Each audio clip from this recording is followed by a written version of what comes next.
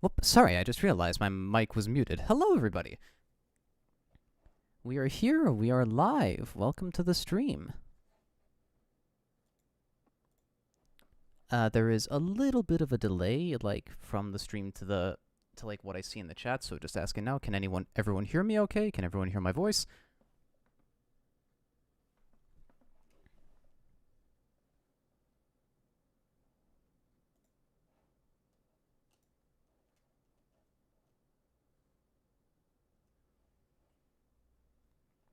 Sorry, I'm pausing. I'm just, like, waiting to see what the chat response is.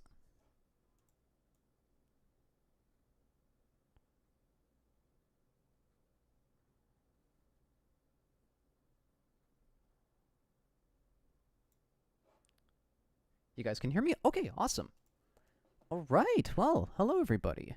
My name is Areg, or the Reggie Man. That's my YouTube name.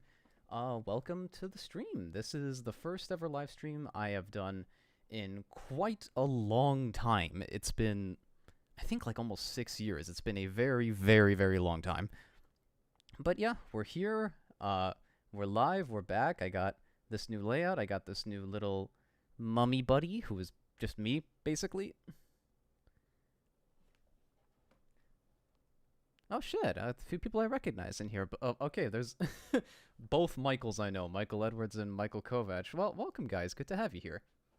Yeah, so this is the stream. I thought I would, I don't know, just show myself drawing something. At first I was gonna, like, initially do some doodles and just, like, random stuff, but I was browsing around through my, like, just random Toon Boom files, and I found this animation I started a year ago that I never finished. What is it? I'm gonna show you guys right now. This.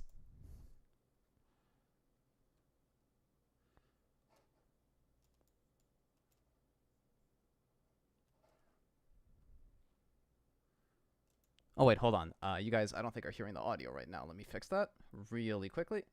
Just give me 1 second.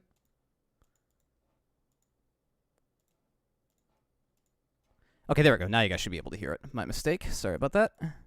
But yeah, it's a Markiplier animation. That's what it is. Hello, everybody. My name is Markiplier. There we go. Now you guys can hear it. Five Nights at Freddy's, an indie horror game that you guys suggested en masse, and I saw that Yamimash played it, and he said it was really, really good. So I'm very eager to see. Yeah. Yeah, I started doing this, like, last year. I wanted to do it for, like, the 10-year anniversary of FNAF, but I never finished it. And, I figured, yeah, why not? I'll try and finish it now. Let's, like, do it as, like, a stream. That could be fun. Yeah, so I guess that's what we're gonna do tonight. You're gonna watch me animate Markiplier while I chat with y'all. Sound fun? Let's fucking do it. Here, I'm gonna put some music on just so it doesn't sound, like, dead silent in here. Hold on.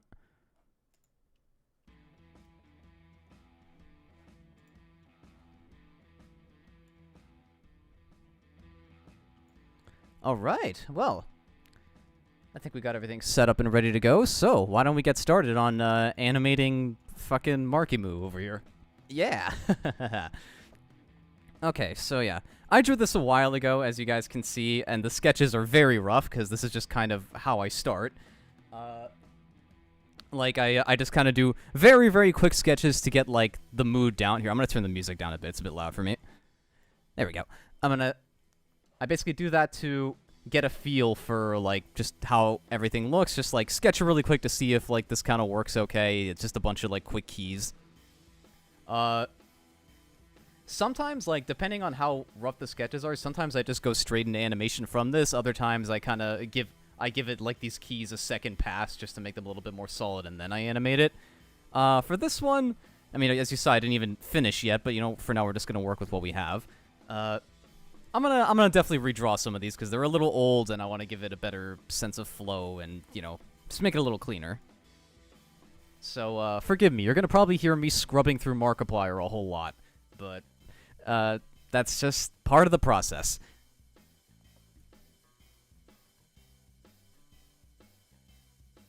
Oh, Kitty Mon. Oh, hello. I remember you. Yes, I'm doing fine. I hope you're doing well too. Glad to have you here.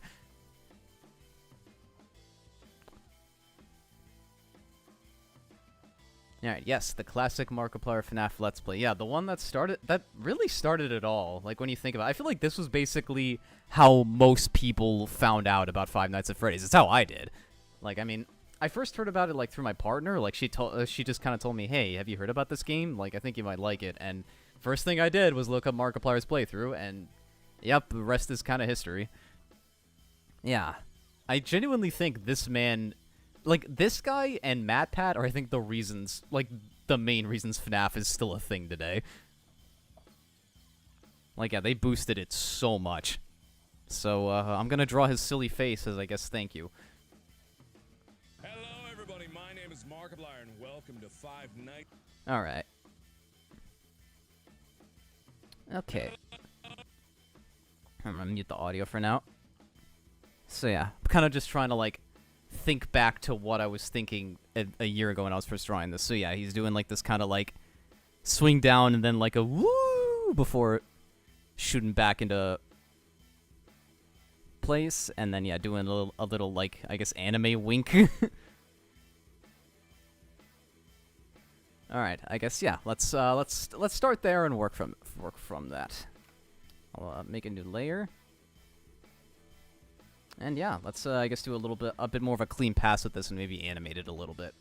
And yeah, I don't know. I'll stream for however long I feel like streaming for, and we'll see how much we get done tonight.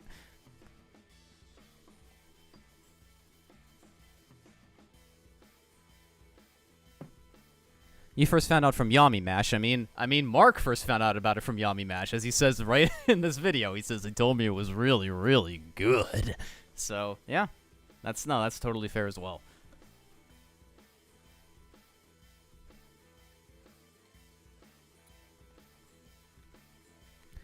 Yeah. No, like, dude, I was so into Five Nights at Freddy's throughout high school. Like, 2014 to 2015, I was absolutely just obsessed with FNAF. Like, from, like, basically get, like, the first 4 games, I was, like, watching all the theory videos, like, you know, trying to find all the secrets, trying to piece together the lore with friends. It was really crazy. Yeah, it was. I was very, very obsessed. You're right. I am 11 minutes in, and I haven't drawn anything. Let's change that. Sorry, I've been yapping too much. All right, I'm gonna pull up a picture of Mark for reference.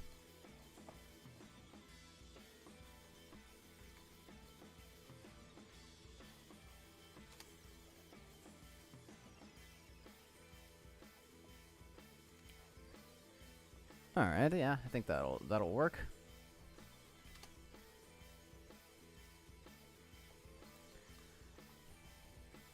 Alright, let's get to drawing.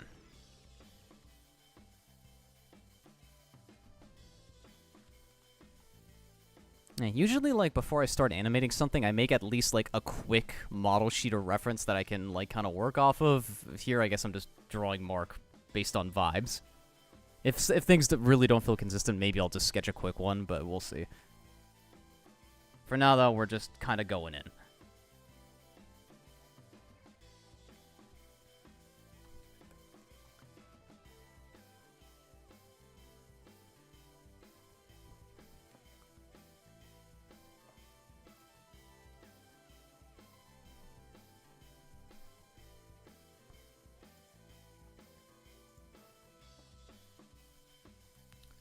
Alright, well, I guess in the meantime, tell me, how are all of you doing this fine evening? What are you all up to? How are things going? Give me something to talk about while you watch me sketch Markimu's beautiful mug.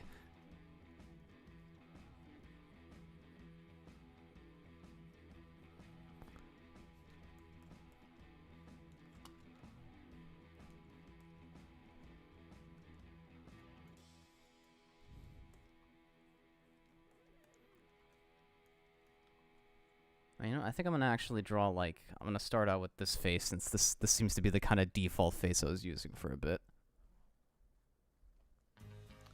I have Taco Bell on the way. Yeah, that sounds like Michael.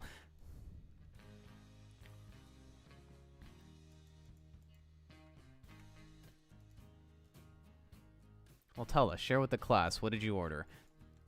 Tell us your specific Taco Bell order.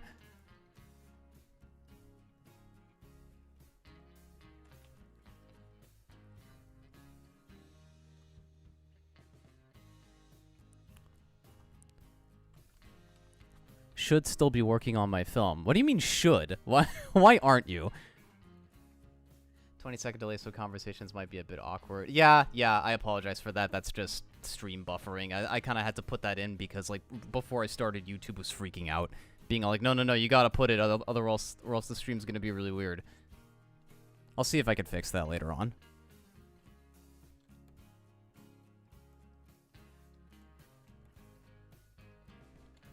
So yeah, I do apologize if I respond very late to some of your guys' messages.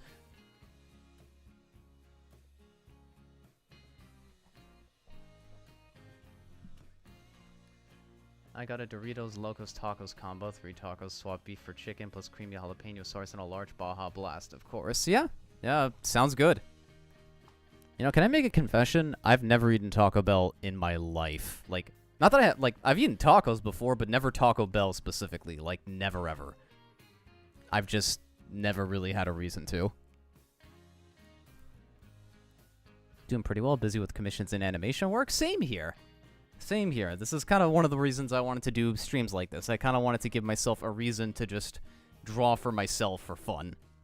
And I don't know, when people are watching me, it kind of helps me lock in, weirdly. Like, even when I'm doing professional work, I always hop into, like, a voice call or, like, hang out with, like, some other people who are also working just because it, for me, it helps me focus. I don't know. It's a weird potential ADHD thing. I don't know. I've never been diagnosed. Here, no. What am I drawing with the color here? Let's change that.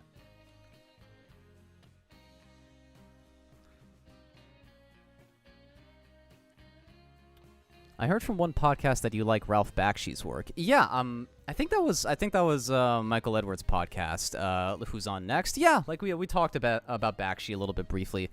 I haven't seen a ton of Bakshi's movies, but I find him very fascinating just as a character.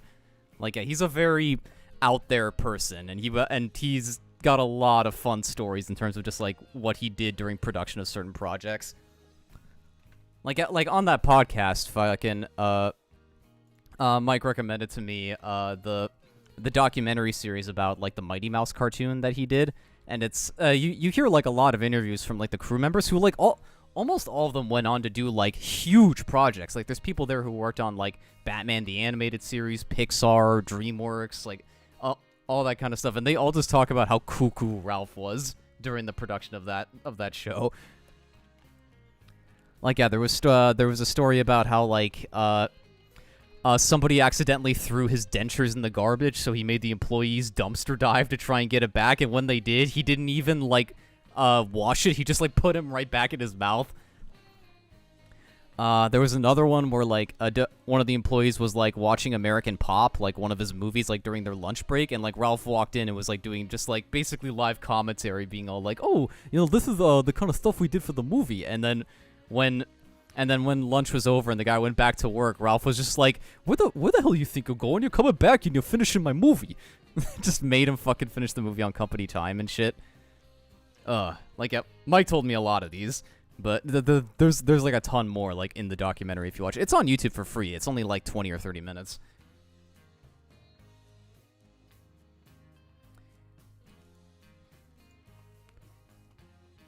Any tips on how to draw and animate? Ah, jeez. I don't really know where to start with that. Okay, you know what? If I'm gonna like give like the most basic piece of advice I can, like that's, you know, very very quick and easy to understand with both drawing and animating, I'd say just study references. Like whether it's photos or videos, like stuff like for animation, I'd highly recommend like looking at either other animations or real life videos of people acting and study it frame by frame to kind of understand how the movement and like the nuances of the way people people act and talk, like just whenever they're moving around. And same thing goes for just like general drawing, you know, like drawing from real life, drawing for like, you know, practicing anatomy, whether it's with people, animals, environments, or anything like that. Just study reality, and you'll learn a lot just about how things work and how to break it down and, you know, make it into a cartoon or whatever you want to do. That's the most, like, general advice I can give for, like, drawing an anime. Excuse me, I'm so sorry. John R. Dilworth, the creator of Courage the Cowardly Dog, is a cartoon character of his own. Oh God, yeah. Dilworth is like like he literally just acts like his cartoons. It's crazy. He's a dude I gotta see more of his work outside of Courage, because like no, he's a really fun dude. Like just from what I've seen. I know he's got like that one short film that he's like touring around festivals right now. I think it's called like Howl If You Love Me, about like this dude whose girlfriend is a werewolf. I really want to watch that because it looks really fun. But yeah, right now I think it's only playing at film festivals.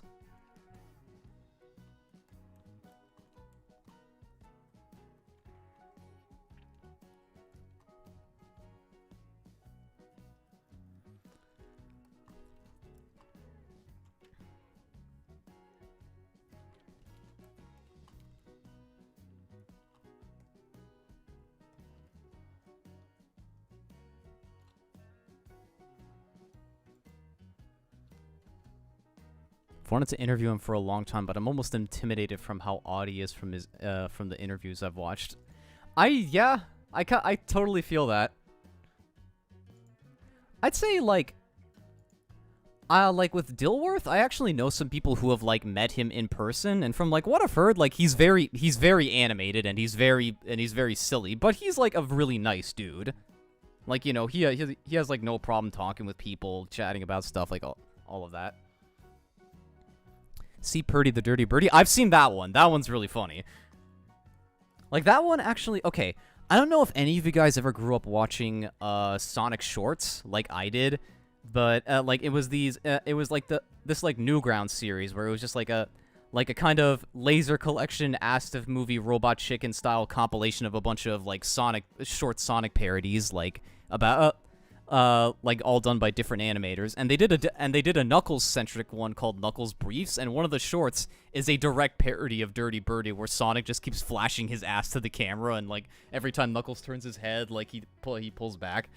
I had no idea that was referencing Dirty Birdie until I saw that short in college, and I'm like, oh my god, it's like the Sonic thing. If anyone knows what I'm talking about, I'll be very happy.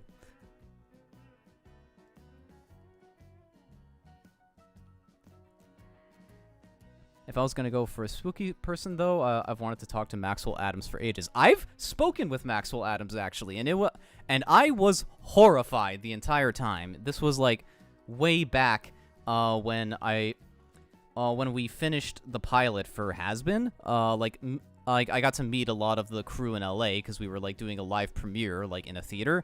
And Maxwell Adams was there because, like, he did some voice work for the pilot. And the second I saw him, I tried to rush over to say hello, and and for the first time ever, and this is the only time it's ever happened, I was so starstruck and so, like, nervous that my brain shut off. Like, it was so overwhelmed, it turned off, and I genuinely didn't know what to say to him. I just, like, went blank. It was, like, the most awkward thing I've ever done in my life, and I felt so bad, because I think I literally just looked like an insane fan being like, hey, hi. Like, basically, all I told him was just like, oh yeah, like, you know, I loved Billy and Mandy growing up. That was one of my favorite shows. And, like, he jokingly responded with, like, oh yeah, I used to like that cartoon too, but then it got old. And after that, I just froze. I didn't know what to fucking say. And after some awkward staring, he kind of just went off onto another conversation. Oh, God. I wish I could undo that. Because, like, from everything I've heard from other people who've talked to him, like, he's such a chill, down-to-earth guy. Like, I'm sure he'd be very nice to talk to. I just got so nervous.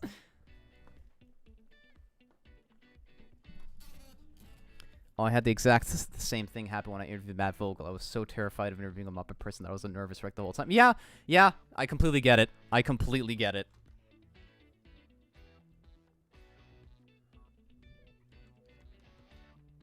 Would you work on X-Men 97 if given the chance? Yeah, I would love to. I really, really enjoyed X-Men 97. I think it'd be really fun to get to work on that. I'd be a little bit intimidated drawing the characters because, like, the art style is so detailed, for sure. But yeah, I mean, if that were to ever happen somehow, I'd be very honored.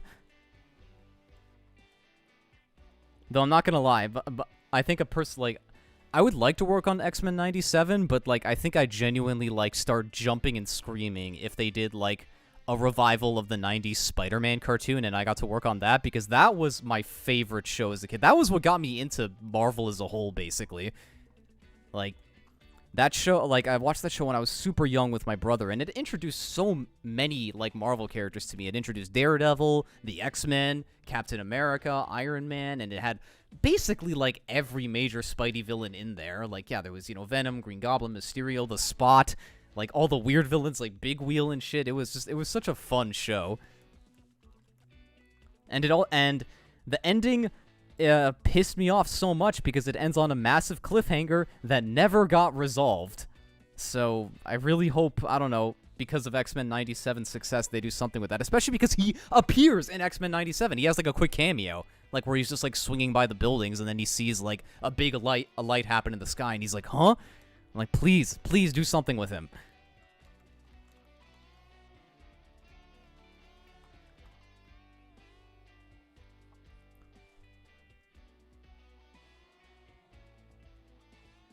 I find it so funny that Spider-Man shows ending on cliffhangers has become such a reoccurring trend since the 90s show. Yeah, they actually... No, you're totally right. Like, yeah, I remember the MTV Spider-Man show ended on a cliffhanger. Spectacular Spider-Man ended on a cliffhanger. It's happened so many times, and they all get canceled too soon, which is so weird when you think about it, because it's fucking Spider-Man. You know? One of the most popular superheroes ever. Why do his shows keep getting canceled for one reason or another? I think the only one that got some kind of ending was the 2017 show. Yeah, and that's the one that I don't think anybody likes. Like, I haven't watched it myself, but I've heard nothing but bad things about that one. Yet that one got to keep going somehow. Would you work on it as an animator, like X-Men 97? Yeah, probably. I mean, animation's what I do. And it's, like, at least professionally, animation is kind of the thing I like doing the most. Like, I can do storyboards and I can do backgrounds, but I don't really like doing them for other people. Like, that's kind of the thing I sort of save for my own projects. Like, I've tried to do, like, professional storyboard work for other people, and it's too pressuring. Like, it's not fun for me at all. I feel so much pressure to, like, compose the scene properly, to, like, think of visuals to match, and like how to set up the scene, and it's too intimidating. It's too much pressure for me. I can't do it. Whereas, like, with animating, I can just, like, lock right into it. I can do it right away. I can read the scene, and I can figure out, like, I can already see how I want the motion to look and just do it. So yeah, I'd want to be on board as an animator. But for that show, that probably means I'd have to, like, move to Korea or something. Apparently the 2017 show gets a lot better in the last 2 seasons. Oh, I think Ultimate Spider-Man also got a proper ending. I watched a little bit of Ultimate Spider-Man. It was okay, but it's very kid show-y, you know. I'm a grown man. It wasn't really my thing. I do remember they had, like, that multi-episode Spider-Verse event. That was kind of cool because, like, all the Spider-Man I think were voiced by, like, previous Spider-Man actors. Like, I remember they had Donald Glover voicing Miles Morales. They had Christopher Daniel Barnes from the 90s show voicing Spider-Knight. So, I don't know. I thought that was fun.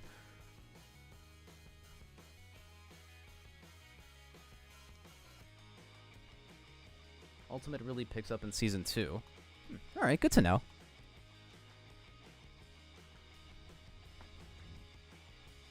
Ultimate also has, like, one thing, and I'm just not... I know the Ultimate Comics also had this, but I really just am not a fan of it. I really don't like the Green Goblin design. I don't... Like, you know, I'm gonna draw it real quick, actually. I just don't like it when, like, they make the Green Goblin, like, this big, evil, like basically Hulk monster. Like, Here, I'm just gonna sketch it real quick. Where he's all like, "Rrr, I'm the Goblin."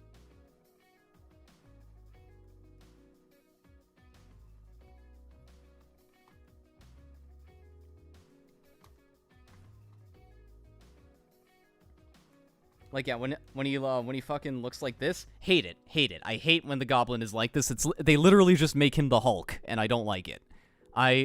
call me, I don't know, call me old-fashioned or whatever, call me, like, having nostalgic bias or some shit. I like it when the goblin is, like, a gremlin on a glider who throws pumpkin bombs. He's literally, like, just the Wicked Witch of the West as a Spider-Man villain. It's cheesy and it's funny, and I love it so much. Like, I'm gonna real quick just sketch goblin, like, glider goblin. Where he's all like, this is such a bad sketch, I'm so sorry. I'm like, putting no effort into this.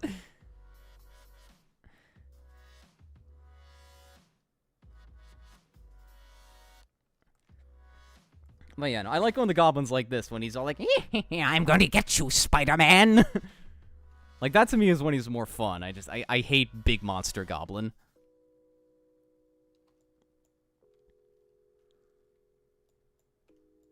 I do like the gargoyle-type look they did for Spider-Verse, though it sucks it was only briefly in the film. That one still wasn't my favorite, because it was still, like, the big boy goblin, but I'm glad they at least gave him, like, the purple hood and the pumpkin bombs and stuff. Like, it was...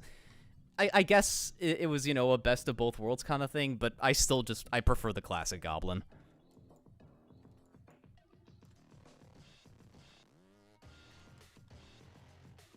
That's just me, though.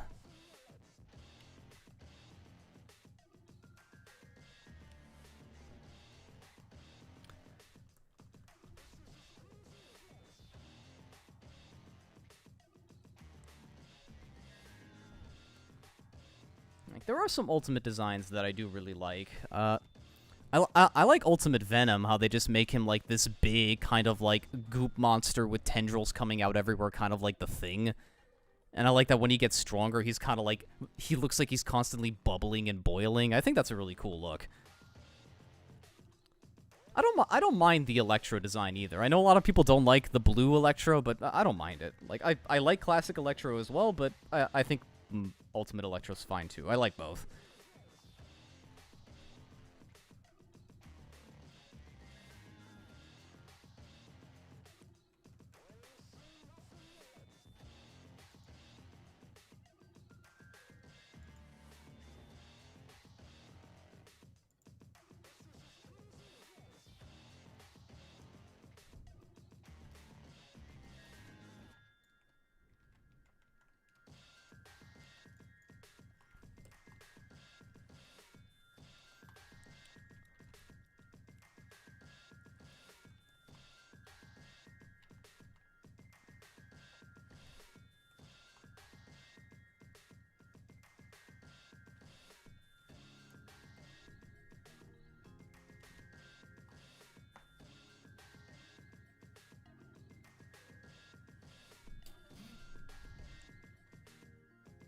Christopher Barnes was Electro in that show? I didn't know that.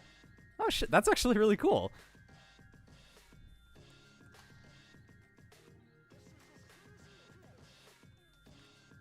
Well, what am I doing with the glasses in the eye here? That does not look right. Let me redo that.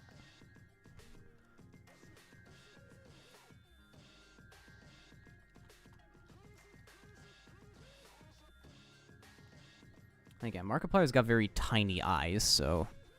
trying to make sure I capture that properly, while still making it look like him.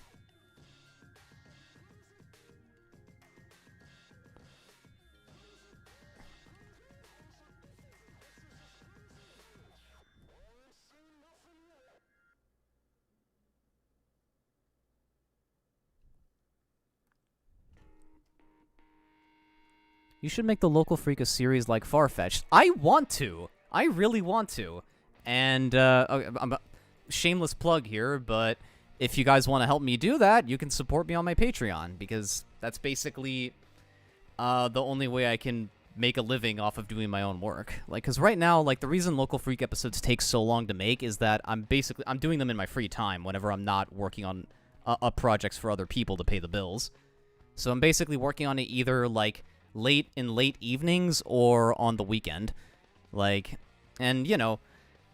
not a lot gets done in that time. Like, that's why the last episode, Brick and Murder, took me, like, over a year to do. It's just, yeah, animation takes a long time, and if I can't focus on it full time, it's gonna take a while.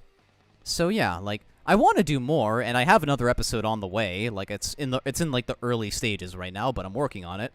So, yeah, if you guys would like to see more Local Freak, check out my Patreon. If you can't donate to it, that's totally fine. Spread the word around, you know.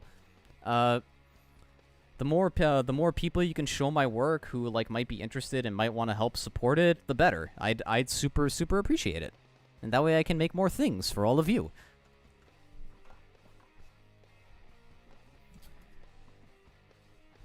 He starts out as the classic Electro and then turns into the blue one. Huh. Alright, yeah, that's kind of a fun twist on it.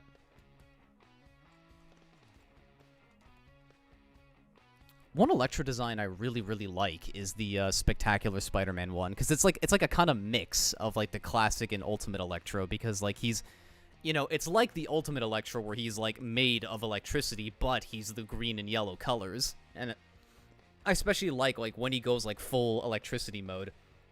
He's like, he's kind of like his face, like his head shape kind of resembles the like sparky mask of the classic design. I don't know. I think it's cool. I like that design a lot.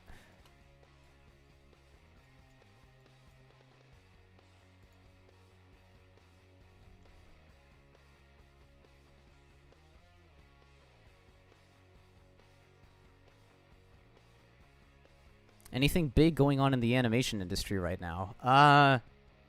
It's pretty messy from like what I know right now. You know, there's a lot of things going on with like shitty studio decisions resulting in projects being either unfinished or canceled, and like a lot of people not having work right now. Like things are getting a little better, like a little bit. Like, you know, I've been hearing some good news, like how Spindle Horse unionized, which is fantastic. Like that, genuinely, congrats to the Spindle crew for achieving that.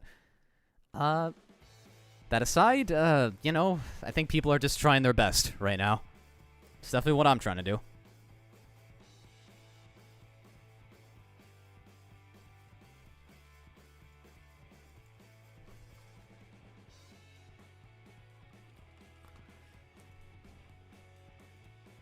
Man, there we go. Mark looks a little bit more clean here. Oh, I forgot to draw a scruff. Yeah, let's just, like, very quickly scribble that in. But yeah, there we go. It's having a bit more of a defined shape here.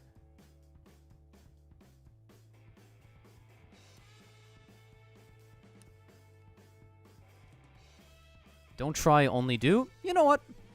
Fair enough.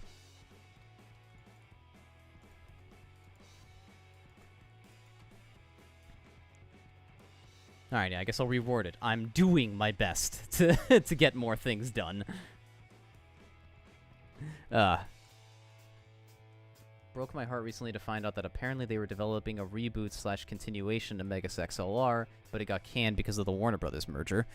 Oh, that sucks. I never watched Megas XLR, but I've heard a lot of good things about it, and yeah, no, that's a shame, because I know people have been wanting that show to come back for a long time.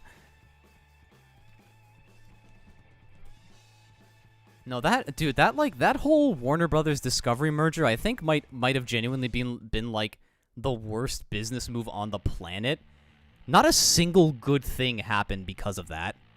Like, genuinely not one. There was like projects getting canceled, people getting laid off, a bunch of potentially profitable projects just never being released for tax write-offs. Like, nothing good happened from that. Literally nothing good. And now they're splitting back off into two separate companies because they basically know that it was pointless and there was no reason to do it. Yeah, for some reason, David Zaslav is still in charge of Warner Brothers, which makes no sense to me because he's the guy behind all these decisions, but whatever, I'm going to stop being petty.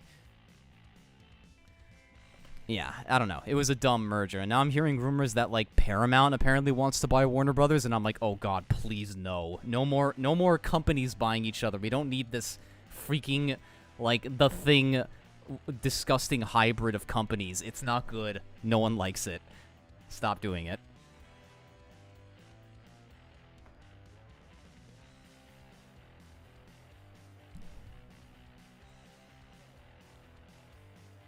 I'm genuinely excited for the O-face frame from Markiplier saying hello. We're gonna get to that. I think this frame's pretty much good to go, so we'll move on. Yeah, that's the next one right here. So yeah, we'll do this, then that. So here, I think, yeah, what we're gonna try to do for this stream for now is, let's try and animate, like, at least this bit here. Like, just the hello and then bounce back. So here, I'm gonna try to move a little bit faster. Oh, I'm gonna try. Emphasis. Like, no. I'm gonna move faster. No try, only do. Fabulous Spider-Man. Hello, welcome to the stream. Glad to have you here.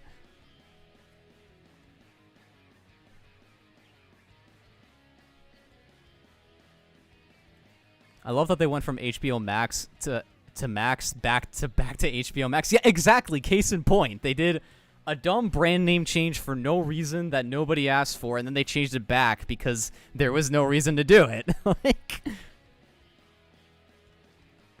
Like, actually, genuinely, what was the point of that? It made literally no sense.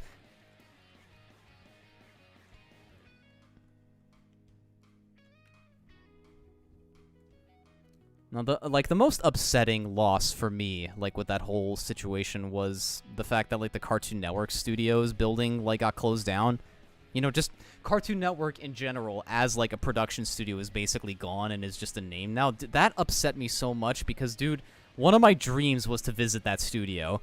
You know, I grew up on Cartoon Network shows. There's so many cartoons from there that I love, and I so badly wanted to go there, and I really wanted to go to the staircase. Because, like, for those who don't know, like, the Cartoon Network studio had this staircase where basically every artist who worked there, like, drew a little something on the walls. So there's, like, all these murals and drawings from, like, all the artists who worked there. And I wanted to add something to that.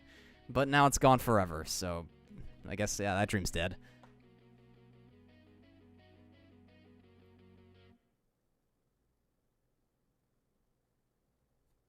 I love that they've now taken down every single Cartoon Network show and all the Looney Tunes content. Yeah, that makes no sense to me because, like, why? Why are you taking that down? You own that. You don't have to pay a license fee to have that on the, like, on the service. Just keep it on there.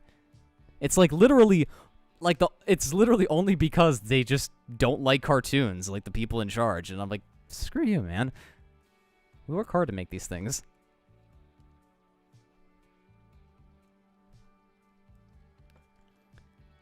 It's very shitty and I hate it.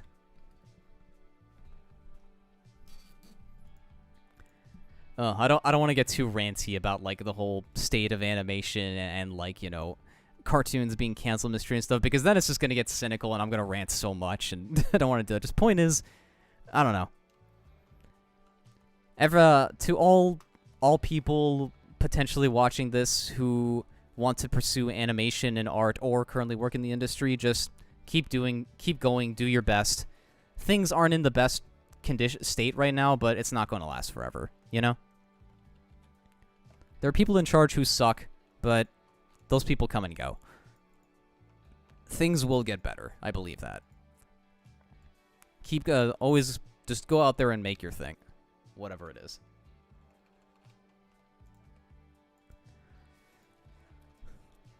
Yeah, I'm gonna redraw the jaw here.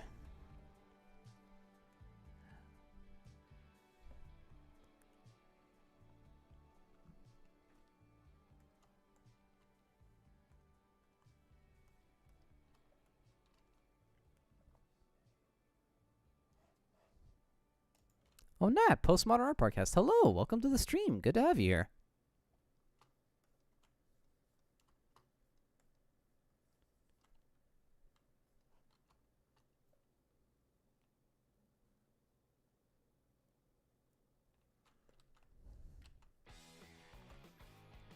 I spoke to former Disney animator Tom Cito recently, and he had this whole analogy on AI in the animation industry and how AI is inevitably going to kill itself. Oh yeah, I completely believe that.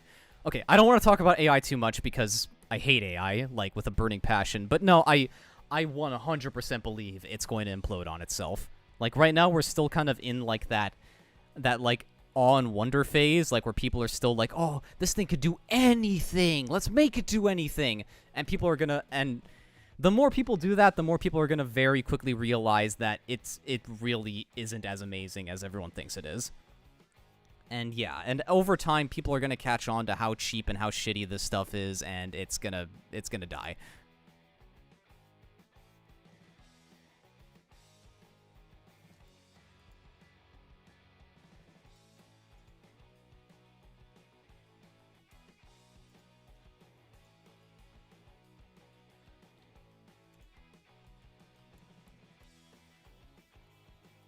Already starting to implode basically with the recent lawsuits? Yes, it is, and I hope it keeps coming. Again, like I said earlier, don't be discouraged by this stuff. It's not going to last.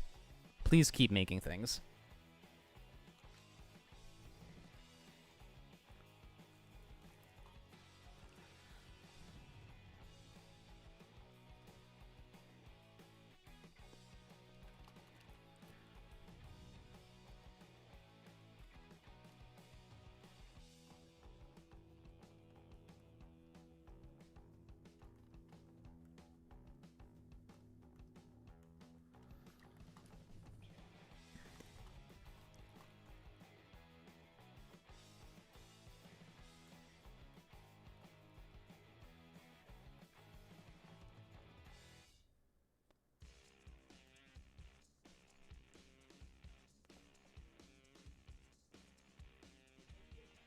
How does my mummy character's eye work? It's tracked to my mouse. So like wherever I move it, it follows. Like as you can see here. Like yeah, that's how it works. Like and everything with this model is tracked to my mouse. So like the head, the hair, the body, all that stuff, it all follows whatever my mouse is doing. Yeah, I used this program called PNG Tuber Remix in order to like put this all together. It's a free program, highly recommended. It's very easy to like put together all your stuff. Like you basically just import your drawing in there, and like whatever into whatever limb or appendage you want to move separately, you just import it separately. Like the head, the body, just import those as different drawings, and then you just adjust how much you want them to move based on whatever, either idly or through your mouse.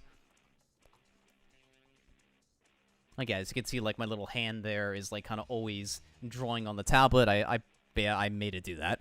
Like, just by giving it, like, this quick little loop of it constantly moving.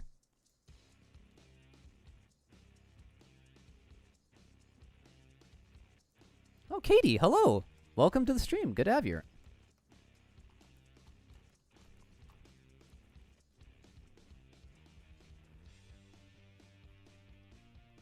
Alright, gonna have... You know what this frame without context, Markiplier looks really creepy. He looks like he's trying to creep on you. Like hey kid, wanna play some Five Nights at Freddy's? I know you got a thing for Chica. I'm gonna stop. What are we working on right now? I am currently doing an animation of Markiplier for fun. It's just like, I'm just doing a little reanimation of, like, his first Five Nights at Freddy's video.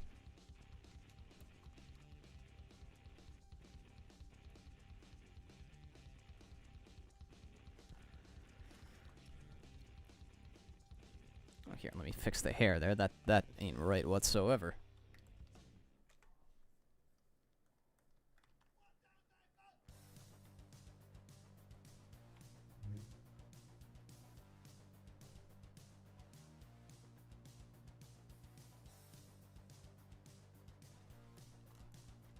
Yep, it is indeed Mark, our boy. Yeah, actually, on the topic of Mark, I gotta say, I absolutely love, like, just the progression of like his attitude with each Five Nights at Freddy's game, because like you look back to like his original playthrough of the first game, and he's terrified the whole time. He's screaming, he's like jumping at everything, and then you go back, and then you go to like his newest playthrough with like Secret of the Mimic, and he is so bored. He does not give a single shit. He is so desensitized to all of this, and it's really funny. And like you can see it gradually happening game by game if you watch like the total chronology. Like, with the first few games, he's pretty consistently terrified, but as the years pass by, like, with Pizzeria Simulator and then Security Breach and all stuff, with each one, he just gets more and more desensitized, and by the end, he does not give a single shit. He's like, he's so bored. Every time a jump scare happens, he's just, like, completely uninterested.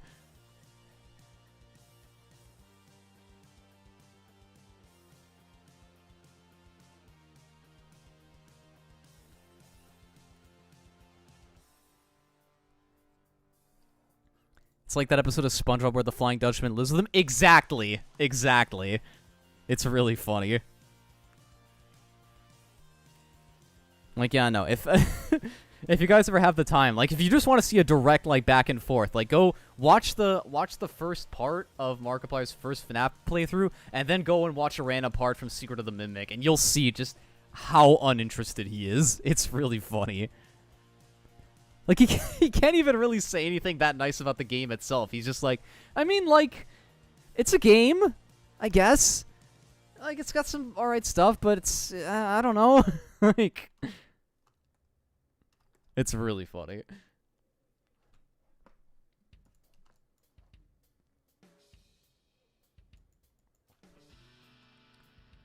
Do you like the Tales of the TMNT sketchy art style? I worked on that show, Tales of the TMNT. And it was fun to work on, but doing that sketchy art style was really hard. It's so weird because, like, the art style is really messy and very imperfect, so you think that would translate to it being very easy to draw because you think, like, oh, it's imperfect. It doesn't matter if you're on model, but it's a very specific imperfect. It's this very controlled chaos where, like, every character has, like, these asymmetrical proportions, but they're very specific, and if you draw them off, it's extremely noticeable. So, yeah, like, that... I ended up having to, like, redo a bunch of my shots multiple times because I just wasn't getting the way the characters were supposed to be structured. It was pretty tricky. Like, it was fun. It was a really good learning experience, and I mean, hey, I got to work on Ninja Turtles, so that was a really cool experience. But yeah, it was tough. It was very, very tough. I think, like, the hardest one for me was the character Hun, like, who's, like, one of the Purple Dragons guys, like, because the model sheet really threw me off. Like, because when I saw the model sheet, I thought he was supposed to have, like, a very round face and, like, a very round frame. But my animation lead, like, explained to me, like, no, he's supposed to be, like, soft but muscular. So, like, the roundness that you see in the model sheet, that's not his face. That's supposed to be his neck. He's supposed to have a really thick neck that's, like, you know, as thick as his head. And, yeah, it took me a couple shots before I finally got what that was supposed to look like. It was very tricky.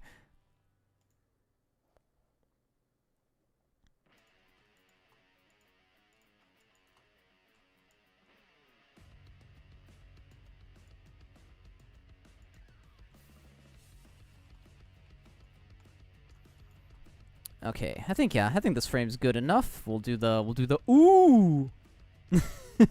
Yep, there he is, just going woo. All right. I'm gonna detail this up a bit, but I don't want to detail it too much because I really like how simple this looks. So yeah, just gonna give it some anatomy, but I still want to keep the goofiness. So yeah, he goes like dang, like up, down, then bounces up.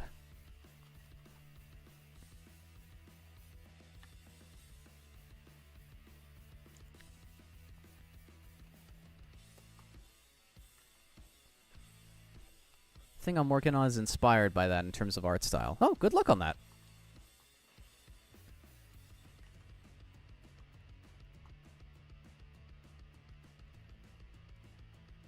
Sketchy style can be very tricky. It can be. Like, best way I would describe it is like what might be very easy to draw it what might be very easy to draw for one person, like that's just kind of naturally in their style, is very difficult to draw for another person because they don't have the same drawing nuances as that person. And that's like the best way I would describe the Tales of the TMNT art style. It was probably very easy and quick to design for like the main designer who had that art style naturally, but for all of us, it was very difficult to adapt at first. You know, we got better over time, but yeah, it was tricky.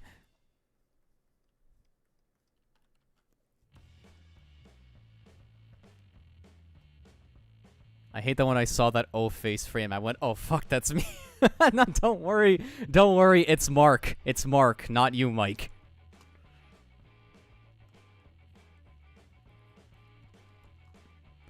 Alright. I'm gonna want to loosen this a little bit. Yeah, I want to give it like that kind of curve that he has in the initial sketch. Yodelee?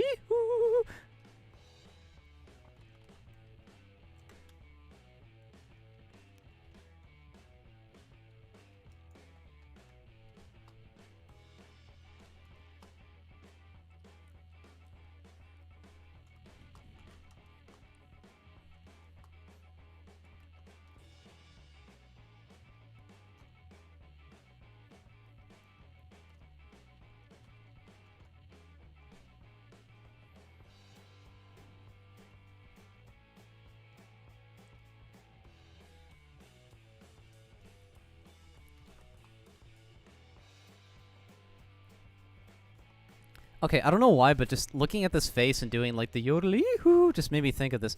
Do any of you guys know the movie Rock-A-Doodle? It's like this Don Bluth movie from like the 90s. Very weird movie. Like, for those who don't know, it's like the premise is basically it's about a bunch of farm animals, and the rooster, Chanticleer, like his whole role is that, you know, he crows in the morning and the sun comes up, but then he gets banished from the farm because they basically think that he doesn't actually make the sun come up, but when he leaves, the entire world is covered in darkness, and then they gotta go get him back. It's a weird movie, very weird. But recently, my partner, Millie, she showed me this really weird deleted scene from the movie. So, like, the villain of the movie, who's like like this owl dude who's like the king of the night. I forget what his name is, so let me look it up real quick. The Grand Duke of Owls, yeah. There's a scene where he's like, again, this was cut from the final movie, where he was singing to himself while trying to, like, cook this, I think it was a skunk, like, in a pie. And, like, the whole time he's singing, the skunk is just like, hey, man, please don't kill me. Come on, man, I don't want to be eaten. Like, he's saying it like that. He's saying it very casually. Like, he's not even, like, screaming in horror or anything like that. He's like, no, come on, man, I don't want to be eaten. Like, while the owl just keeps shoving him in there, like, shush you'll be my dinner. It's so awkward. It's so fucking weird. Like, yeah, I don't know what was, like, the tone or the direction meant for that scene, but it's so bizarre. I'm glad it was cut, because if I saw that as a kid, I wouldn't know what to feel. It's very weird. Rock-A-Doodle in general is just a weird movie. I don't know if I recommend it, per se, but it might be fun to watch with, like, a group of friends to riff on. It's not really a good movie, but it's a very weird one.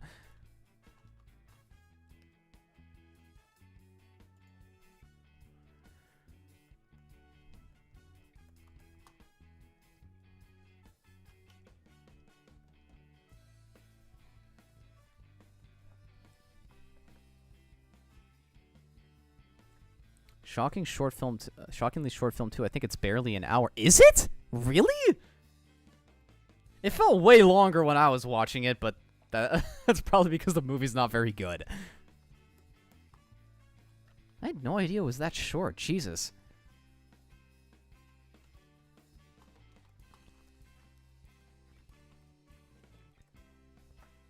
Same with Land Before Time. It's barely an hour. Yeah, that one I know. That one I know is very short.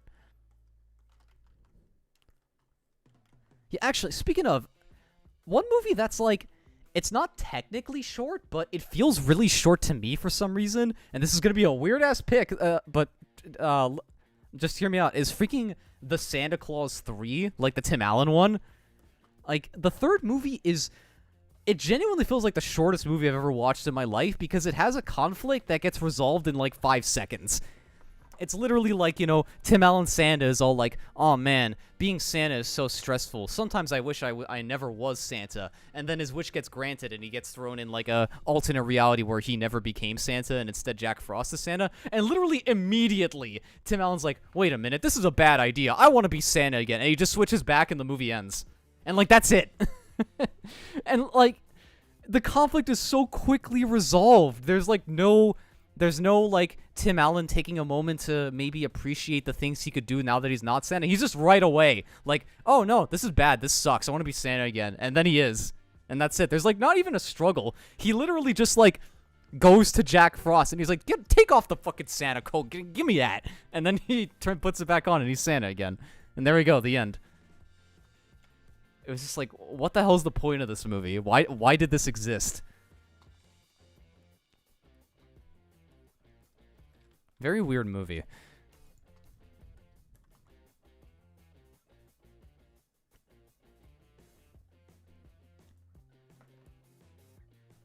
There's so much padding in that film until the thing they advertised in the trailers of him not wanting to be Santa.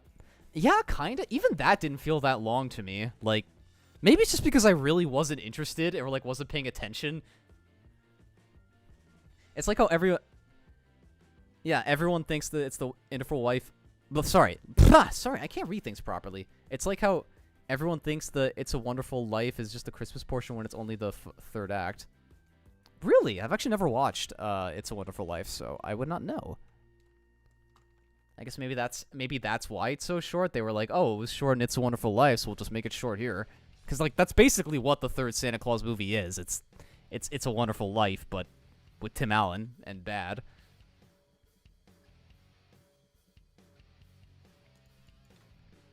The part everyone parodies is the third act. Yeah, okay, I see what you mean. Now, if you guys want a good Tim Allen Christmas movie, watch Christmas with the Cranks. It is the most unhinged, batshit insane Christmas movie I think I've ever seen, and I love it. It's like it contradicts itself so much with what the message is supposed to be. All the characters are just like these insanely unlikable, horrible people, and it ends in like the most forced, padded way possible that it's just kind of hilarious. Like, it's it's so bizarre, and it's constantly like shifting in tones. Like, it at times is trying to be like a goofy, like Home Alone style comedy. Other times it's like just a weird cult horror movie. It's so bizarre because like the whole premise of the movie is just that it's like this middle-aged couple played by Tim Allen and Jamie Lee Curtis who like don't want to do Christmas this year because their daughter's out of town. So they're like, hey, why don't we just go on a cruise instead? And everyone in town is just hounding them for the fact that they're skipping Christmas. Like they're just like, it's literally like a cult. Like they all start spying on them and like, you know, tracking them down in public to ridicule them. And then at the end, the daughter comes home for Christmas and they end up doing Christmas anyway. So like the cult neighborhood gets exactly what they want at the end. And like the main characters are treated like they're assholes. It's so weird. It's so bizarre, but it's kind of amazing. Like I watch it every year now. It's my favorite just unhinged Christmas movie. I highly recommend it if you just want something completely insane.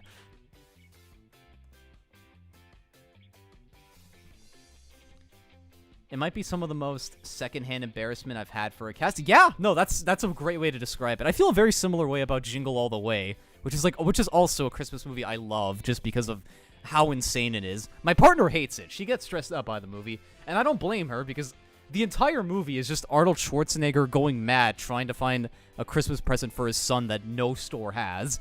But the absolute lengths that movie goes is so crazy. Like it goes from Arnold just trying to find a toy in a Christmas store to like him battling an army of ball Santas to him becoming an Iron Man superhero where he's flying around the city. It's so nuts. It's so insane. No, it's not good, but I love it so much. I don't know. I think I just have something. I think I have just really weird tastes where my favorite Christmas movies are the ones that are just completely, like, stressful and insane. I don't know why. Hell yeah, love Jingle All the Way. Hell yeah. I'm glad someone gets it. I'm glad. I did enjoy Fred Claus, not gonna lie. I've never seen Fred Claus. Maybe I should check that out this year after Halloween.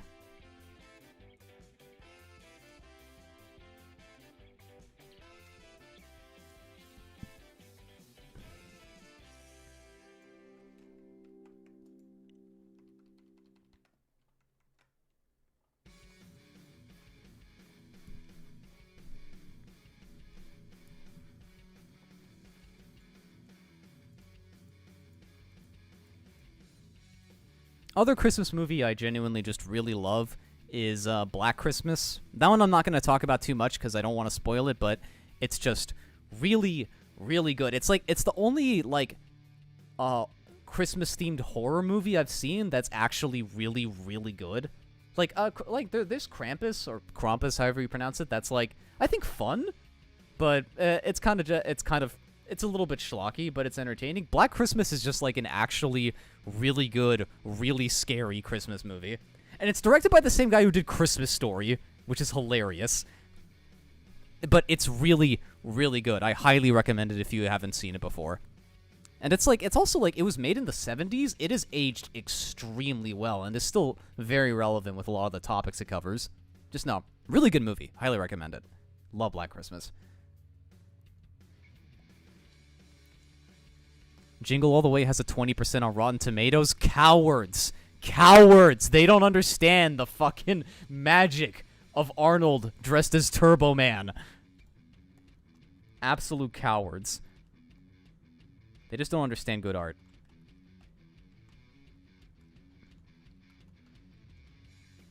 It's about Santa. Fred Claus is about Santa having a brother starring Vince Vaughn. Yeah, I knew about that. I know, like, the premise of the movie. I just haven't watched it.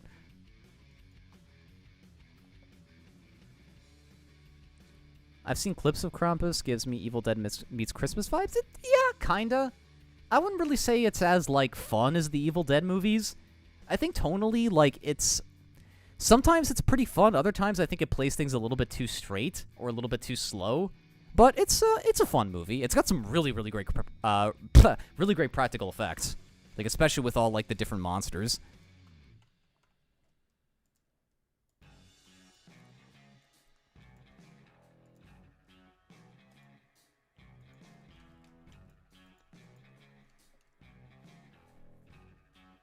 It is directed by the guy who, Michael Dougherty, who did Trick or Treat, though, and Trick or Treat is one of my favorite movies of all time.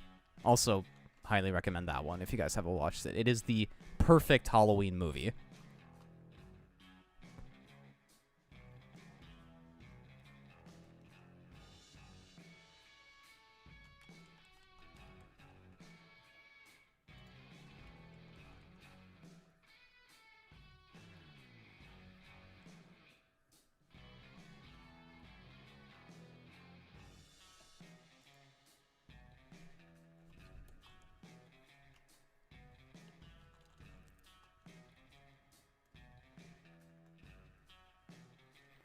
Alright, so yeah, we're gonna finish, like, this mark frame, and then we're gonna, like, add some in-betweens just to this little bit here. Just to, you know, give it some actual animation and not just, like, keys.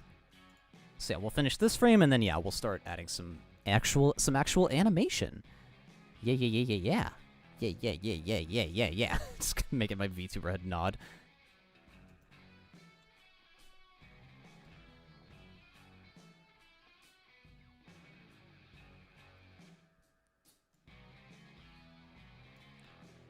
He did direct King of Monsters, but he did not direct Godzilla vs. Kong. That was, I think, Adam Wingard? Both movies are very fun, though. I really like what they're doing with the MonsterVerse movies. Like, yeah, right now we're kind of, like, in this era where Japan is making, like, these really high-quality, well-made, like, very thought-provoking Godzilla movies that are very, you know, reflective of the original film, whereas the West is just making, like, absolute, kind of schlock, where it's like just big monsters beating the crap out of each other, and both are really good. That's the thing I love, is that we're getting kind of the best of both worlds. We're getting the cheesy stuff in the US, and then we're getting, like, the actual high-quality stuff in Japan, and I kind of love it. Which, yeah, by the way, watch Godzilla -1. It's very good. Will I clean it up? It already looks nice, sketchy. Thank you. We'll see. We'll see if I want to clean it up or not. Right now, I'm kind of just going, and we'll see where it goes from there. But thank you very much.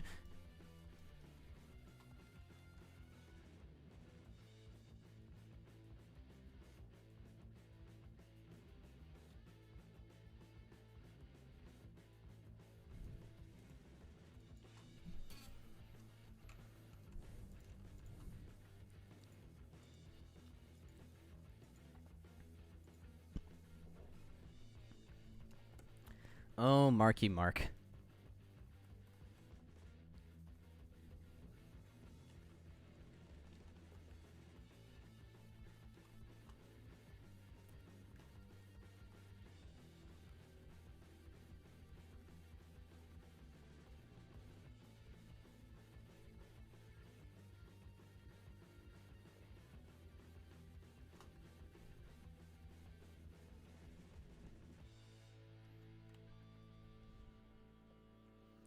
I will admit, the American Godzilla films have frustrated me a bit, with people going back to the older films and bitching about how Godzilla's barely in the movie. I mean, to an extent, I can understand that complaint. Like, here's like my personal stance with, like, monster movies and stuff like that. It's fine if the monster isn't in it a whole lot, if the stuff that doesn't involve the monster is also interesting. You know, like, if there's good characters and an interesting story, then that's fine. But if the story's boring and the only good part is the monster, then yeah, I can understand getting annoyed by that. Like, yeah, like, I mean, with Godzilla -1, for example, Godzilla isn't in it a whole lot. Like, he's in it enough where, you know, he has a screen presence, but there's a lot of scenes where it is just people talking about stuff, but it's really interesting and really good because the story is actually very engaging and the characters are very interesting. So you don't mind a whole lot. If anything, you kind of dread when Godzilla shows up because he's, like, just making everything worse. But yeah, if the story's really boring and the characters aren't very interesting, then yeah, I kind of just want to focus on the monsters. Like, yeah, with the MonsterVerse films, the characters are okay, but not really the most amazing thing ever. Like, they get the job done, but that's kind of it. Like, with the MonsterVerse movies, the best parts are when it's just the monsters on screen. Like, the last Godzilla vs. Kong movie, like the New Empire, there's, like, I think a whole uninterrupted 20 to 30 minutes where it's just King Kong, like, interacting with other monsters and there's no dialogue, and it's great. It's, like, the best part of the movie. But that's just because that's the most entertaining part.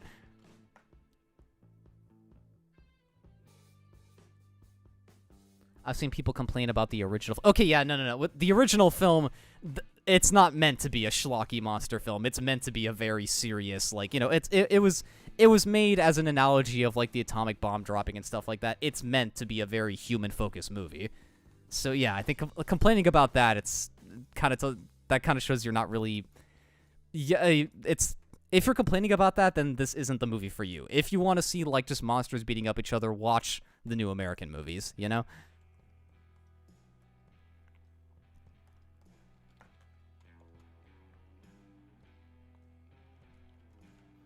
Honestly, I should go back and watch some of, like, the older Japanese films. I haven't, like, I've only seen a couple of them, but I haven't seen them in a long, long time. And I should. There's something very just appealing about, like, especially about the practicality of those films. The fact that it's, like, people in suits with, like, miniature city sets and stuff. I don't know. It's very fun. It's very charming.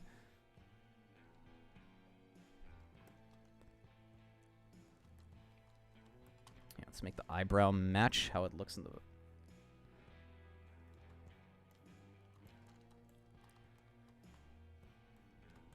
There we go.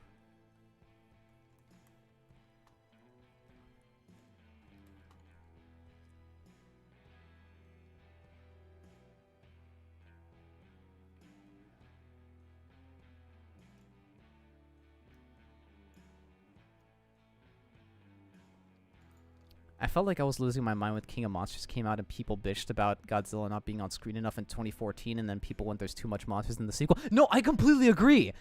I saw people complaining about that, and I'm like, you asked for specifically that. It was so dumb. It was so dumb. Like, I heard other people complain that they just thought the characters in the King of Monsters weren't interesting at all and not very well written, which is a fair opinion to have. But yeah, no, like, that complaint of, like, too much Godzilla, that was dumb.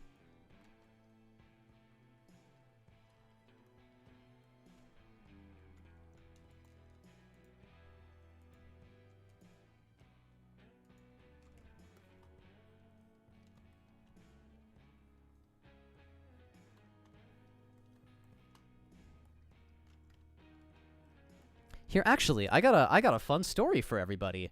Did you guys know that the first movie that ever made me cry was Peter Jackson's King Kong? Yes, actually, this was back when the movie first came out in 2005. I think it was 2000. Yeah, it was 2005. I was 6 years old, and we saw the movie in the in theaters when it first came out, and this was admittedly not the best movie to watch for a 6-year-old because it is long and it is slow. It is a very lengthy movie because, I mean, I guess it's Peter Jackson, you know, he was fresh off of Lord of the Rings. But the ending but you know what? As long as it got me really invested in Kong, so when he died, I started crying a lot because I didn't see that coming.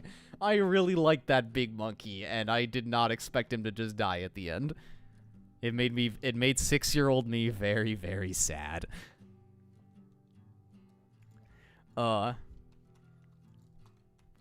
It's so funny because, like, when I was a kid, I was, like, a huge crybaby, but movies didn't make me cry a whole lot. And the fact that the big monkey movie is what finally did it for me is, I don't know. I always found that fun.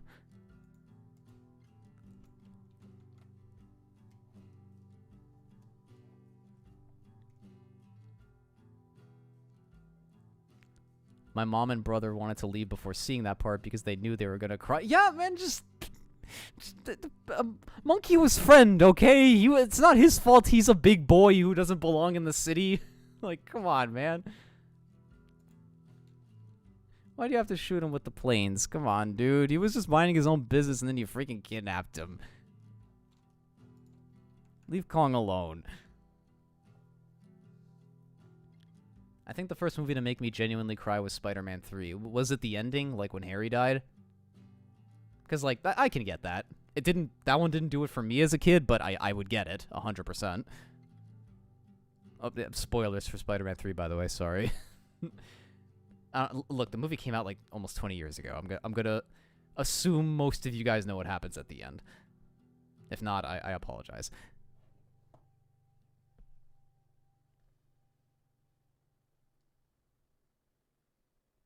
No, it was the ending scene between Peter and Sam. Actually, you know, that makes total sense. Like, no, that is actually that's a pretty emotional scene. I get that. My earliest memory of movie crying is Monsters, Inc. Yeah, I can see that. That's fair.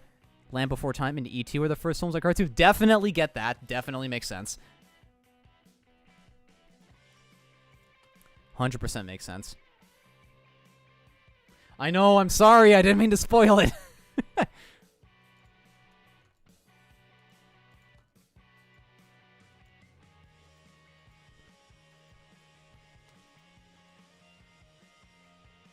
Yo, can I say, by the way, just like on the topic of Spider-Man 3, okay, the scene at the very end where like Peter blows Venom and Eddie up is really, really funny. Like, yeah, if you guys remember, it's like, you know, Peter pulls Eddie away from the Venom symbiote, and then the Venom symbiote becomes like all big and goopy and is about to attack Peter, but then he throws like the Goblin Bomb at him, and like as he does that, Eddie just goes like, "Peter, what are you doing?" And he freaking runs in like into the Venom symbiote, and Peter just goes like, "Eddie!" and it blows up. It's really, really funny. Oh my god. That movie's got its flaws, but it's really entertaining.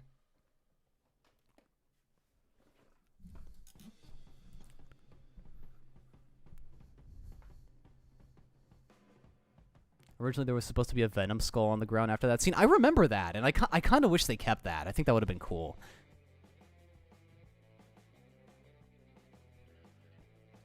Like, yeah, I remember, I don't know if this was 100% true, but I heard that, like, a scrapped version of the ending was gonna be that, like, instead of pulling Eddie out, he tries to, but Eddie is so bonded to the symbiote that all he does is pull out his skeleton, and the skeleton would have had, like, the Venom teeth on it and stuff. Which, that would have been dark, but that would have been really cool. That would have been a very, like, Sam Raimi, like, ending. Again, don't know if that's 100% true, but if it is, I wish they would have done that.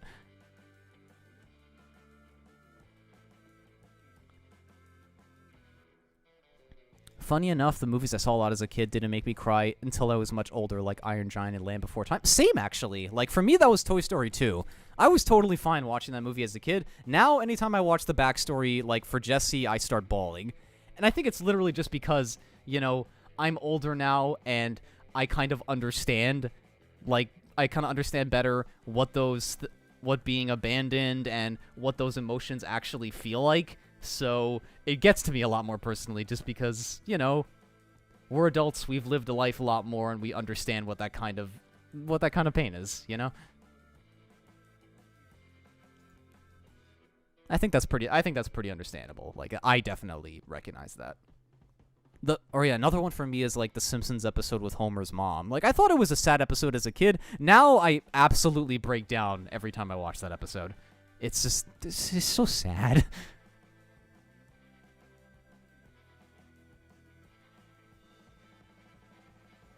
I done joked about this, but I think Kathy and Bailey would be amazing to see in Knights of Guinevere. I love Knights of Guinevere. I don't know if Kat and Bailey would be the most fitting for that, though, because, like, Knights of Guinevere is, like, this kind of dystopian sci-fi show. Local Freak is, you know, like a kind of horror comedy that's, like, set in modern day. I don't know if they'd fit a whole lot, but hey, I don't know. If someone at Glitch is watching this, I don't know, I'd love to collab with something. I think that'd be cool, if you guys like. I don't know. Message me. We can work something out, perhaps. Or don't. You guys, I think, are already doing just fine.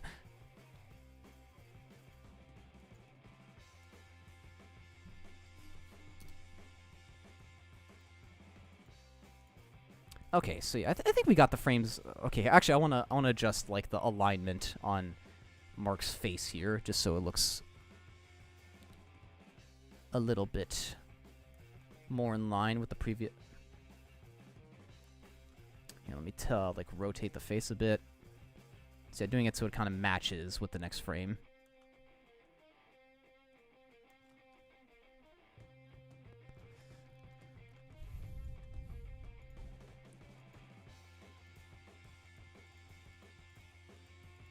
Here, let's move the eye, like the pupils, so it better.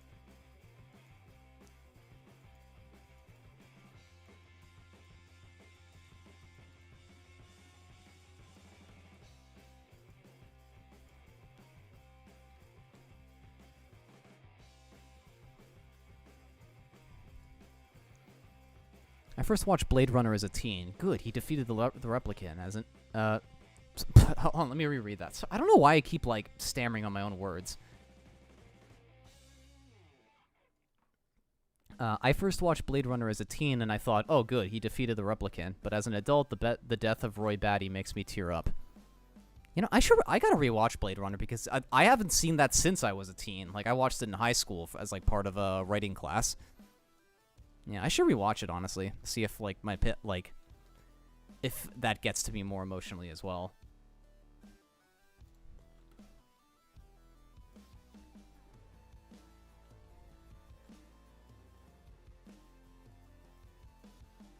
Let's see, adjust the nose a bit, make it go a little bit lower.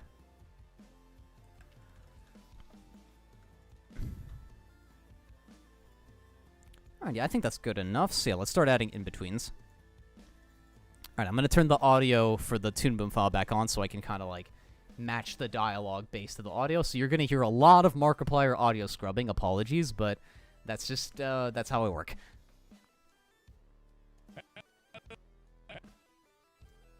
Hello, everybody.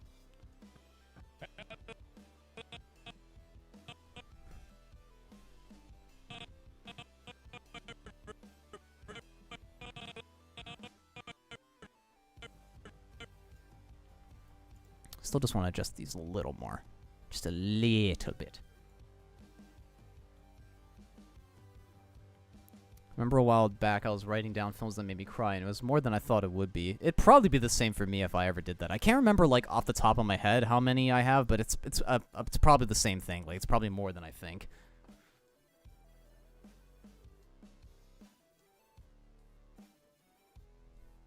Am I pissed about internet censorship? Oh, yeah, very much so. Again, I don't want to talk about it a whole lot because I want to keep things positive. But just, yeah, it's annoying, and it's something I really hope does not stick.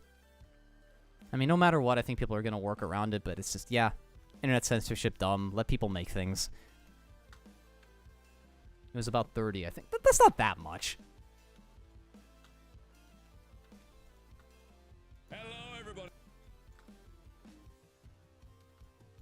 I almost never hear anyone talk about audio scrubbing when they give tutorials on lip syncing. Really? That's like one of the most vital parts of animating lip syncing. You scrub through the audio and you draw them out based on, you know, what sound you're hearing.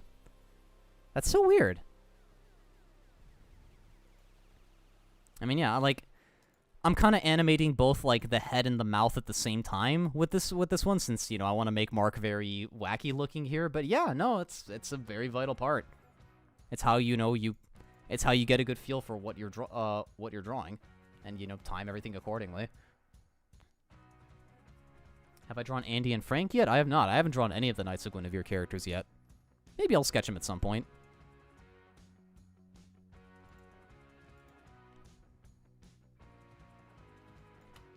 They only talk about mouth movements and not scrubbing. It's about both. It's about both. Like, mouth movements are obviously important, but yeah, you gotta scrub through the audio. You know, it's weird. When I was, like, first... When I first... sorry, I kind of zoned out there for a second. Like, when I was first, like, learning how to animate mouths, I got really annoyed by, like, audio scrubbing because it just got, like, so irritating hearing the same sounds over and over and over again. But now I've done it so much, I think I've literally just grown numb to it. Now I don't even think about it. Like whenever I'm audio scrubbing, it's literally just kind of part of the process for me. I don't even think about it. Though I do imagine for you guys it might get a little obnoxious, so I apologize. It took years for it to be delivered for some reason, but I just got my Taco Bell and ate it. It was good. Glad to hear. I'm glad you enjoyed the Taco Bell, Michael. I heard about you being friends with Stratomir. Would you work with him? I don't know Stratomir personally. I love his artwork. I think he's incredibly talented, but I don't know the guy. Like, I've never had like an actual conversation with him. Would I want to work with him in the future? I don't know. Maybe. We'll see. I don't know. His stuff is really cool. I like his art a lot.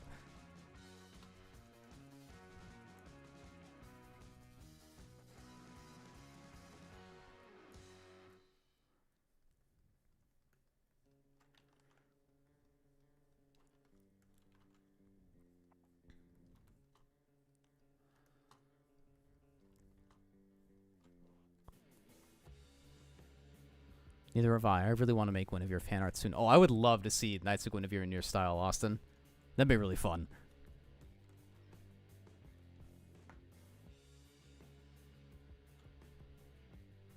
When I did that animatic of Pomni eating bananas, animating lip syncing was a lot, but I got the flow of it. I need to practice it more. Yeah, I don't think animating lip syncing is as bad as a lot of people say it is. Maybe I just don't mind it very much, but like once you learn the basics of it, where it's just, you know, certain sounds result in certain mouth noises, you know, like here I'll just sketch it really quick, like, you know, an A or ah sound is when the mouth opens the most, and E sound is like when the mouth opens, but it kind of stretches more, like this, like eh. And then, like, you know, B or P sounds are closed. S and T sounds are, like, the closed teeth, like this.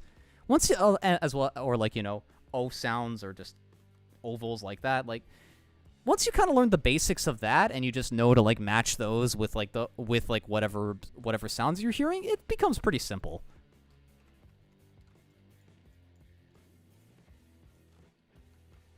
Like, yeah, as long as you just practice it a bit, it becomes pretty simple. Oh boy, lots of people here wanting to do Knights of Guinevere fan art. Yeah, do it. Sure, it would be very fun to see, and I'm sure the creators would love to see it too. I think you get the vowels first, and then animate the in-betweens of each vowel. If you want to, I kind of just go straight ahead, but that's just what works for me personally. Like, you know, I'll draw, like, the mouth shapes for, like, key poses, like I'm doing here, but then after that, I just go straight ahead. But that's me. And you can copy-paste the drawing so you don't have to redraw vowels depending on the image. Yep, you can do that. Absolutely. It's a good shortcut. I don't know if I can do it too much for this one because he's moving his head a lot, so that means I gotta draw unique mouths for whatever position his head is in. But if the head is staying still, yeah, you could totally copy and paste stuff.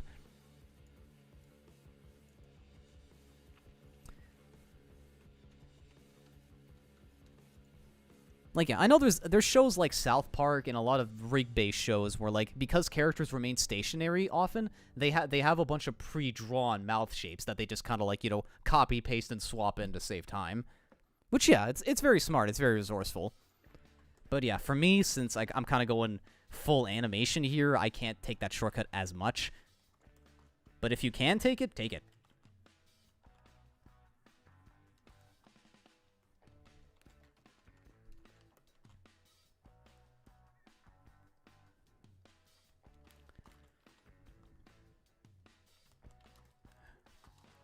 Alright, so yeah, he's gonna go like...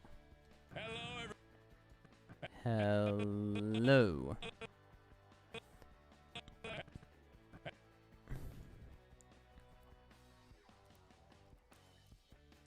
everybody. Hello. So yeah, gonna have him like start to drop down here, then he fully drops, and then... Here, let's actually tilt the head a bit more since that's kind of what he's doing in the next frame. So yeah, I guess little animation lesson. What I'm doing right here, right now, is called an ease in. That's basically when you go from one pose to the next. In order to give it a kind of natural weight, you have the next in-between be very close to the previous one, so it kind of naturally eases the way things would when they move.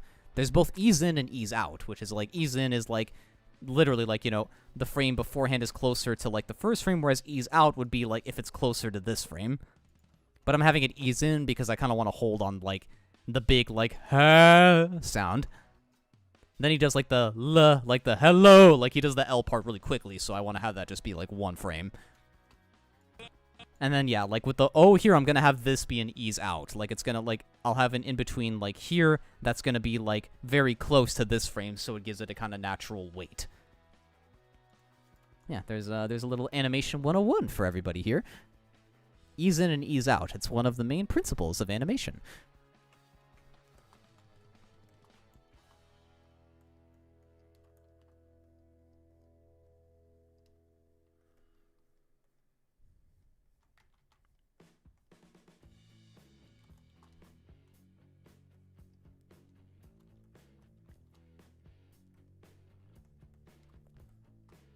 By the way, I want to apologize, by the way, if I'm, like, stammering or kind of, like, or messing up my sentences a lot while I talk. I am so not good at speaking on the spot.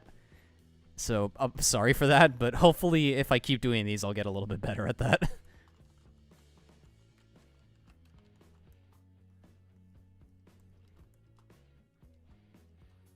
Oh my god, we've already been streaming for almost an hour and a half. No, for over an hour and a half. That's crazy. It does not feel that long. I was planning to have this stream only be 2 hours, but I might make it go a little longer just because I want to, at the very least, finish this whole little sequence here. Hello, everybody. Like, just at least finish this part, and then I'll keep working on it and maybe another stream. Hello, everybody. My name is Markiplier. Hello, everybody. You know what? Without the hair, he kind of looks like Buzz Lightyear here. Like, oh my god, just, yeah, like... Give him, like, the little circle shit. Yeah, there we go, there's Buzz! It's our boy!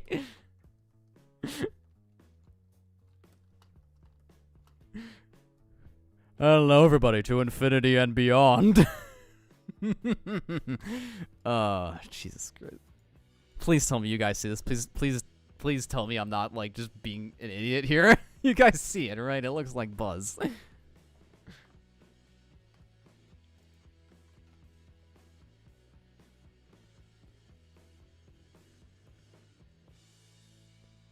Yeah, okay, thank you.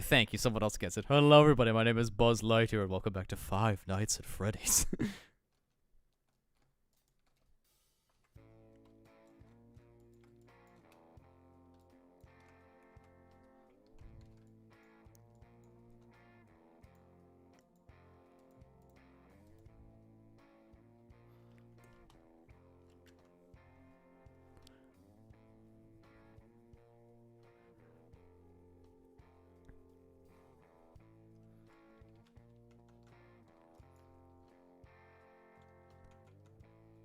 Oh, yeah, God, speaking of Buzz.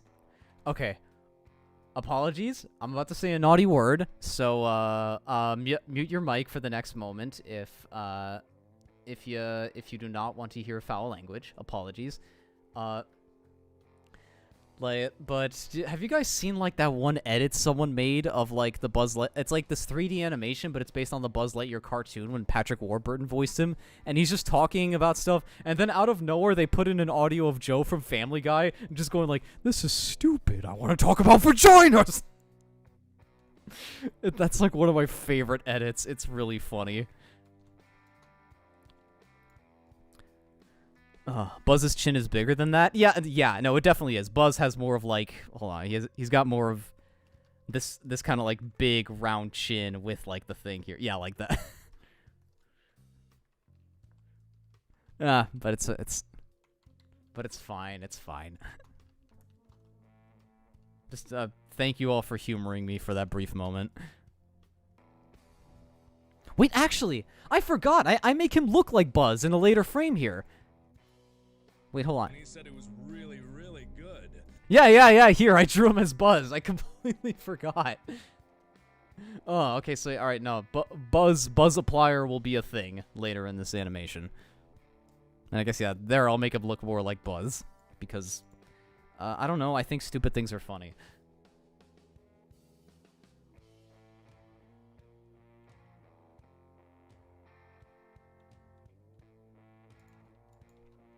Hello, everybody. Hello, everybody. Hello, everybody.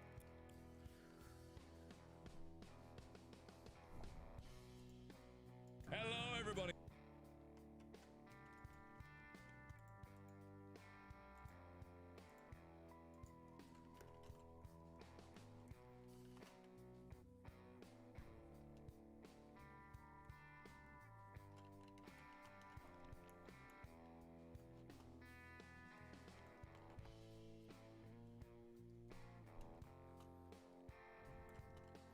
Did any of you guys see, like, the Buzz Lightyear movie, by the way? I still haven't, but I've heard not good things about it.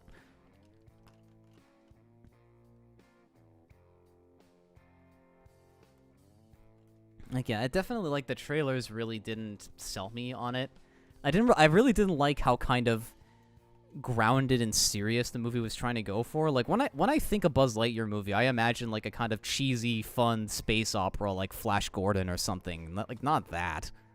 Like, especially just, like, the commercials that you see in the original Toy Story, it really made me think that it was, like, this very kind of fun, zany 90s show or movie.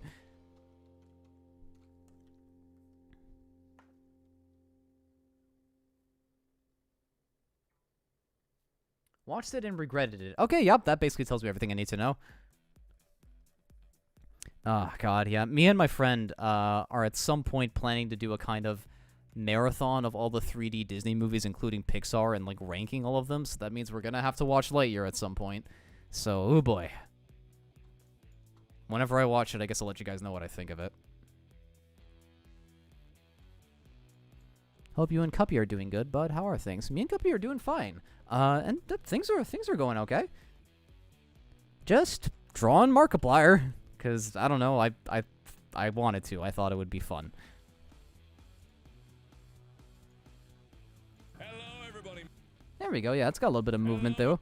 A little bit of movement there. What? Why the hell did I say movement though? Movement there. All right, let's keep adding some in-betweens, shall we?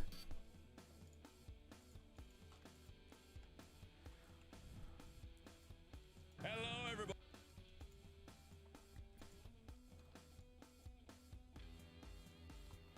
Just as you said, way too grounded, not colorful or fun Flash Gordon style. Yeah, again, just why would you not make the Buzz Lightyear movie like that? That's clearly what the Toy Story movies were setting up.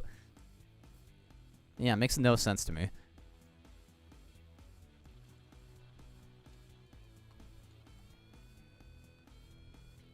Alright, so we're going to do an ease out here.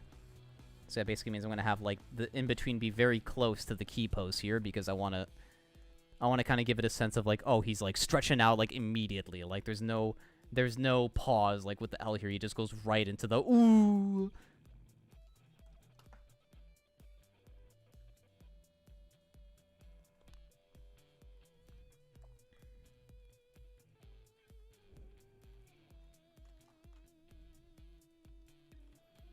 Been rewatching his 2013 to 2014 videos. Yeah, there was, I remember, yeah, like, before Five Nights at Freddy's, like, I think, like, the big stuff Markiplier was known for was, like, the SCP games, Vanish, stuff like that, Amnesia, like, yeah, a lot of those other like viral horror games, and then FNAF just absolutely blew up.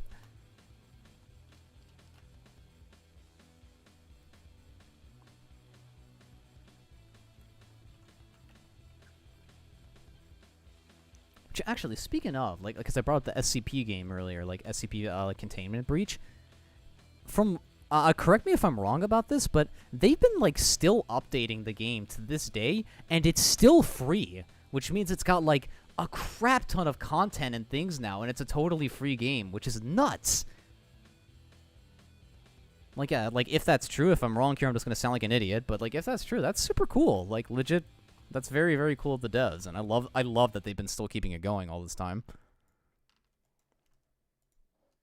In fact, you know, I'm gonna search it up right now just to make sure. just to make sure that I'm not talking out my ass.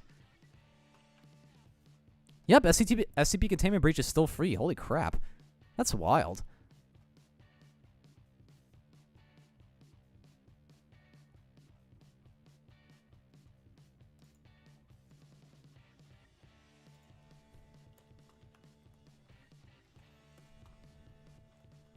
I got actually a small confession to make.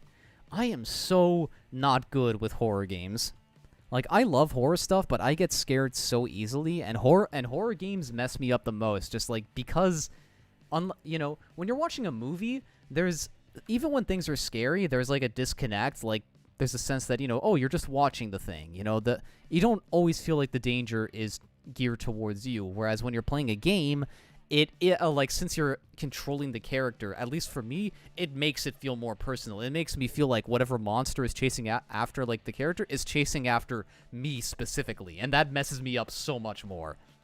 It's like, yeah, I'm really, really bad with horror games. There's some that I really like playing, but it takes me way longer to beat those than any other game. And I gotta be, like, in a specific mood to play them. But I really love and respect them just as games. I'm a chicken. I get so easily spooked.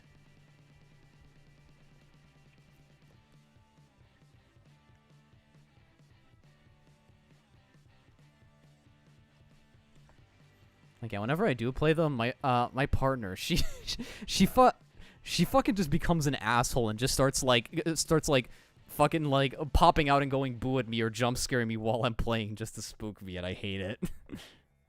She knows I get easily spooked. Like, I get spooked by even the most basic things. Like, one time she literally just went, like, at me. Like, not even doing anything scary, and it made me jump.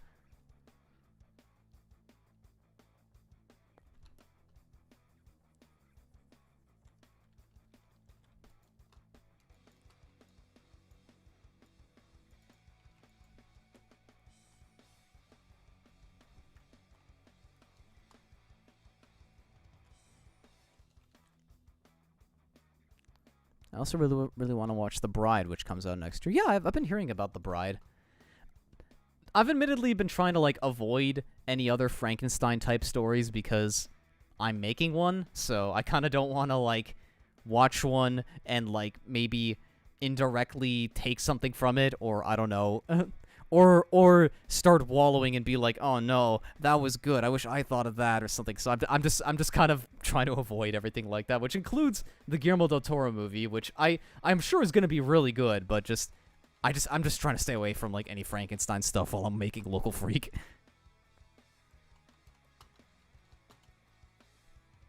Aside from, I guess, like, the original book.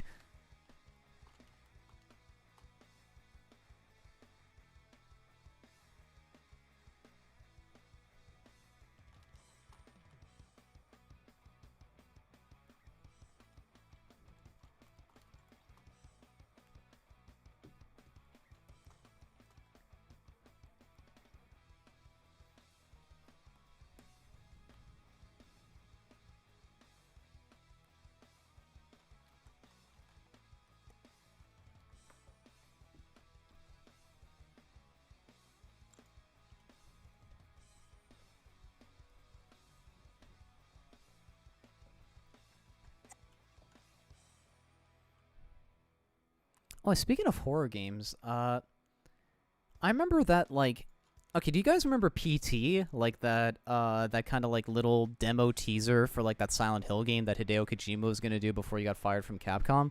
I heard that he's making, like, a new horror game now. I forget what the title of it is, but, like, he announced it a little while ago, and it's, like, supposed to be heavily inspired by some of the ideas he had for PT that weren't used. I'm interested in it, but I'm not, like, 100% sold on it yet, but I hope it's good. Like, I don't know, PT was, like, such a good demo and such a good first impression that, like, it kind of set the bar really high, so I hope whatever this game ends up being, that it's good. I know it like, had that demo that everyone was making memes of, where it was, like, that realistic face that was staring at the camera and just goes, like, whoa! That was funny, but I'm sure in the actual game it'll be scarier. At least I hope.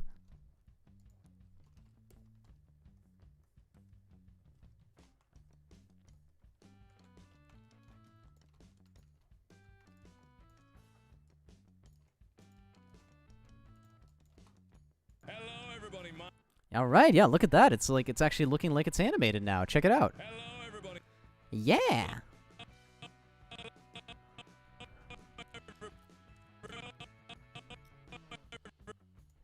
All right. I'm going to actually add one more frame to this post here because I kind of want to hold on this. Oh, so I'm going to add like a frame of him kind of like starting to slide down into this pose before like he fully squishes in here. It's because, yeah, I think that'll give him a nice kind of rubberiness. Besides, like, yeah, there's still like a kind of whoa in these two frames, so I think it'll work. So yeah, why not? Let's mess around with it a bit.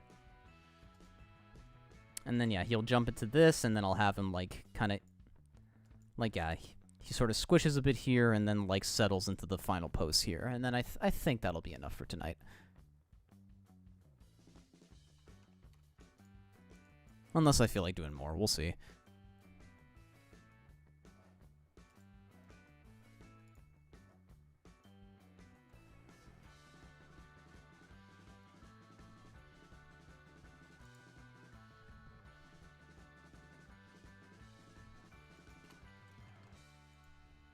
Hello, everybody. My name is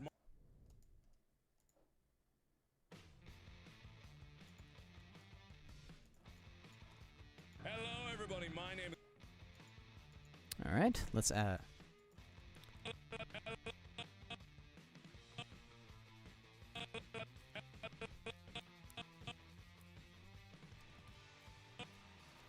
Alright, so since like the previous frame had him kind of like coming in from this direction, I kind of imagined he eases out this way and then kind of like curves down that way like this and then settles into like the little squish where he goes back. So basically like this full kind of like loop here.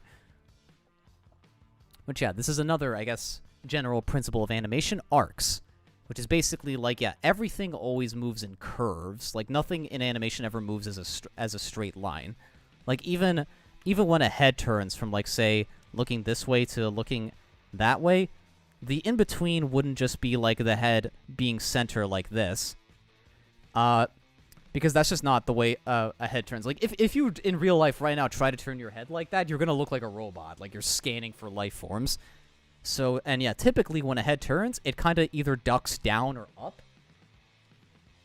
Because that's just sort of naturally the way our body works. We kind of swing around. So, the in-between would look kind of like this. Where he's like, whoop. And that's what I'm going to do kind of with the head here. Is that like, yeah, he kind of goes... He goes like down at first. And then swings up like that. And then for this in-between, I'm going to add like this kind of curve motion here. So then he bounces down this way and then back up that way. Hello, everybody. Like, yeah, like that. Hello, everybody. Yeah, you can kind of see it like through the arrow pattern here. Hello, everybody. Let me just see. I get rid of this one because it kind of mucks it up. Hello, everybody. Yeah, like that. Like so. Hello, everybody. All right, well, let's add that in between, shall we?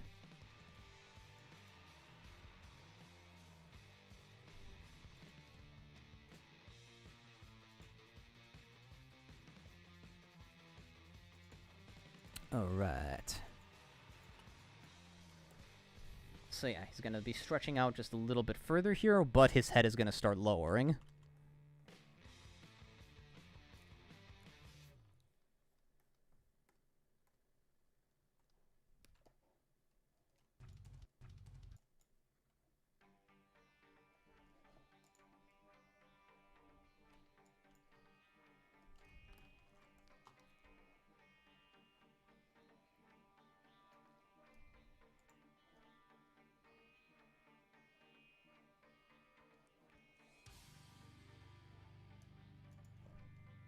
All right, all right.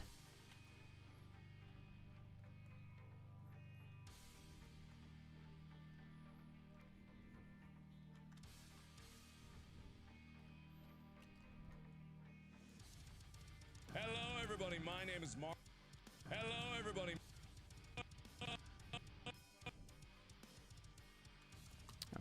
We're gonna have this actually move down a little bit more just to give it better signify here. I'm gonna actually draw the eyes first. I'm gonna kind of use them as like the base. That helps with me sometimes. Talking about horror stuff earlier? Yeah, I was just talking about horror games and how they creep me out. Like, yeah, like, cause I love horror stuff. I love horror movies. And I love horror games, but horror games are really hard for me to play because I get scared very easily. But I still really appreciate and respect them just as games.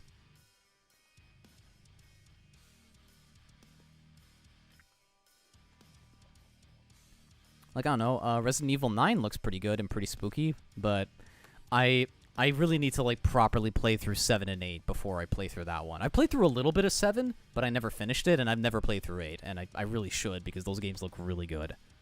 I love the Resident Evil series.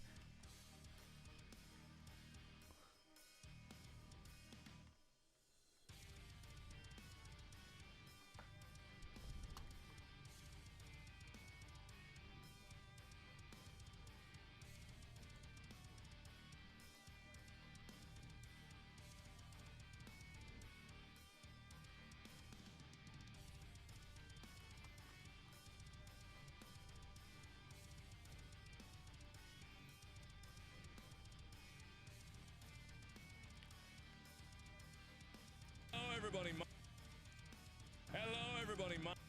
Alright, yeah, it's starting to look... Hello, everybody. I think that's starting to look a little better. Give it some nice smoothness, some nice motion.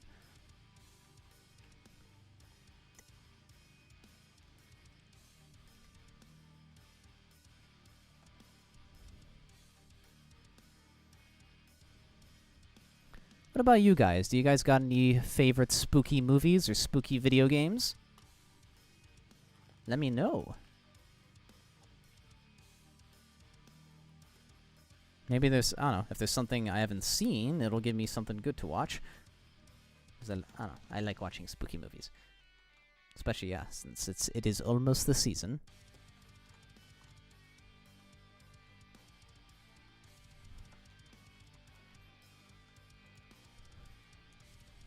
Hello, everybody. Hello, everybody. I think we can turn off the audio for now. I don't need a whole lot here.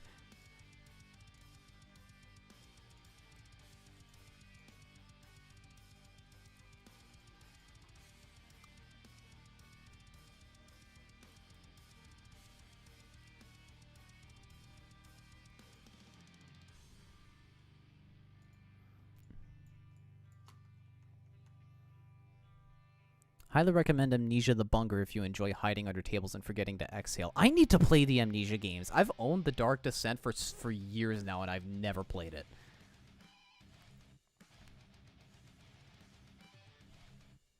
Yep, Amnesia again. Yeah, no, I really need to buckle down and actually play that game. At some point I'll do it.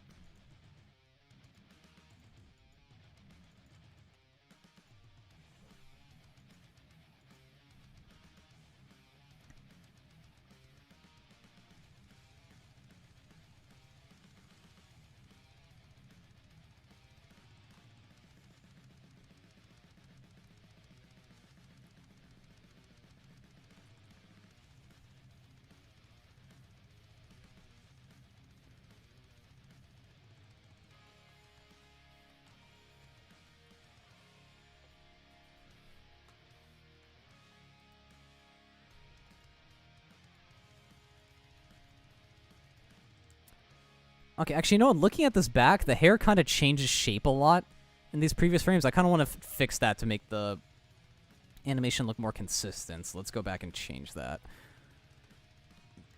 Because, yeah, like, it kind of, like, out of nowhere gets poofier. I'm like, yeah, let's fix that. That looks very off.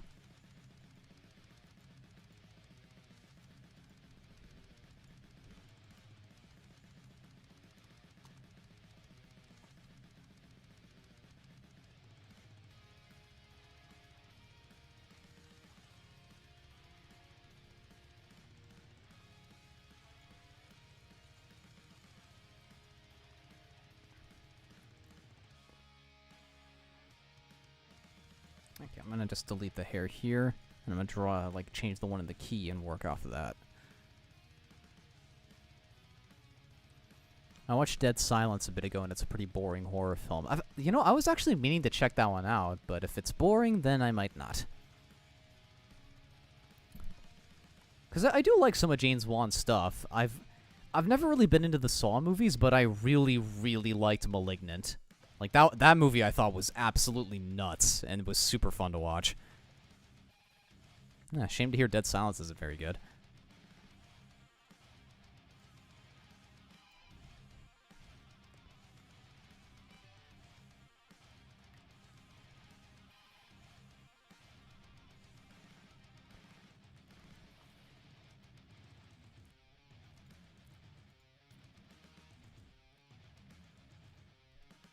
I really like this mark face I drew. Oh, whatever I do with the final, I'm definitely keeping this face. It just really, I think it captures his vibe very well.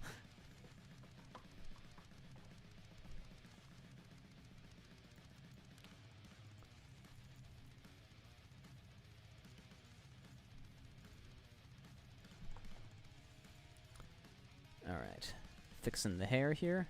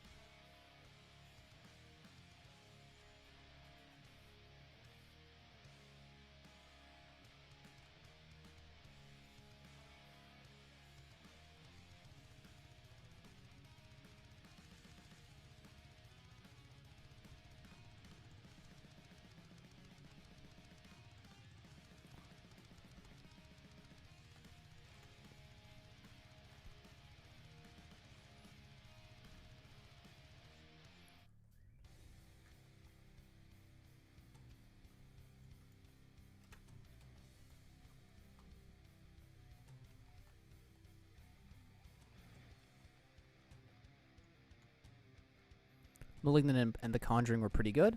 Yeah, I agree.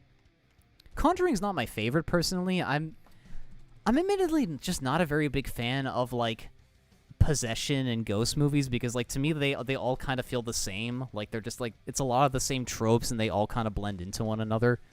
But Conjuring does have some like good spooky moments and like some pretty clever like cleverly made scenes. Especially the second movie. I really like the design of the Crooked Man and the way he's kind of like animated like stop motion. I thought that was cool.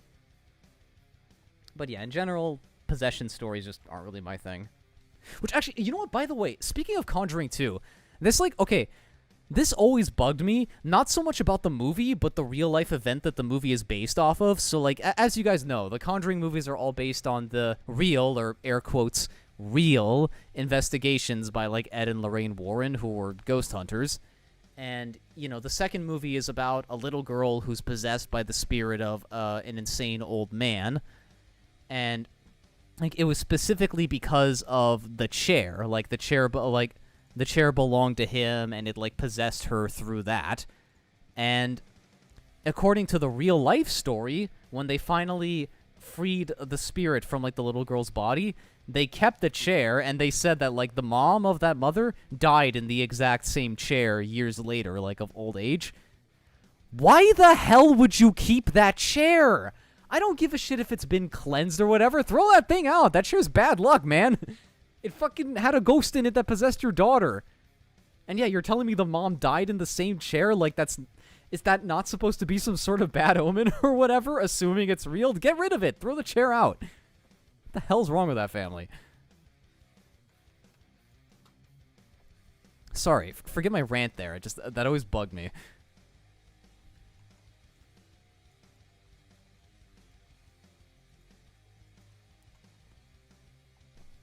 Because, like, yeah, I don't know. Just, if you genuinely believe that chair is what had an evil spirit in it and you had to call investigators to get rid of it, why would you just be okay with keeping that thing if you were that paranoid about it?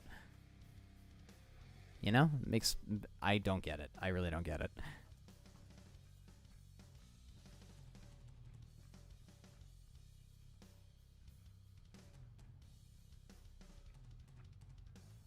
I think I made the hair a little too long here. Let's shorten it. He's looking. It like, kind of looks like he has an emo fringe, and I'm like, no, no, no, no, no. I gotta stop drawing him like how I draw my hair. Can't do that.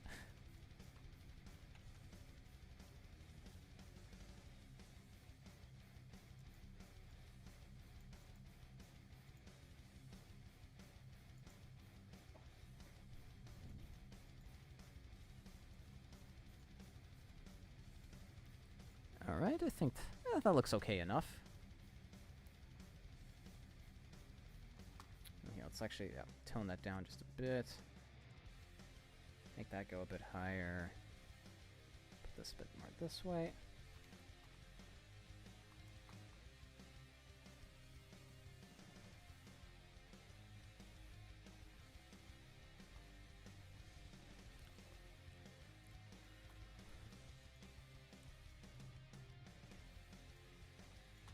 Alright, now we just gotta fix this frame with the hair, and then we can move on to the other in-betweens.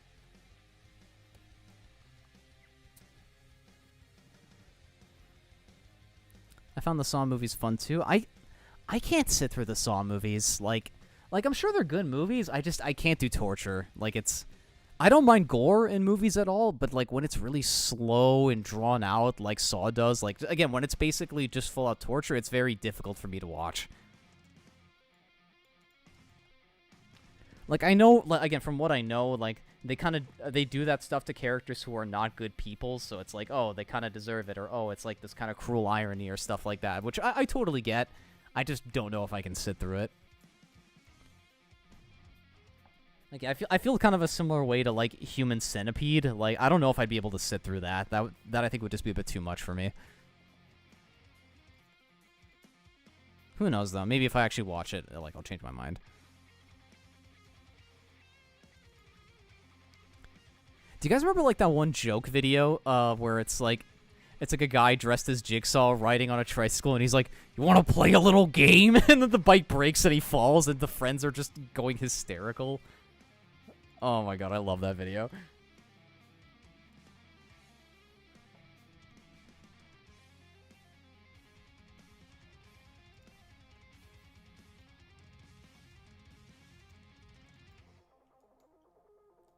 Alright, there we go. The hair, I think, looks a little better now.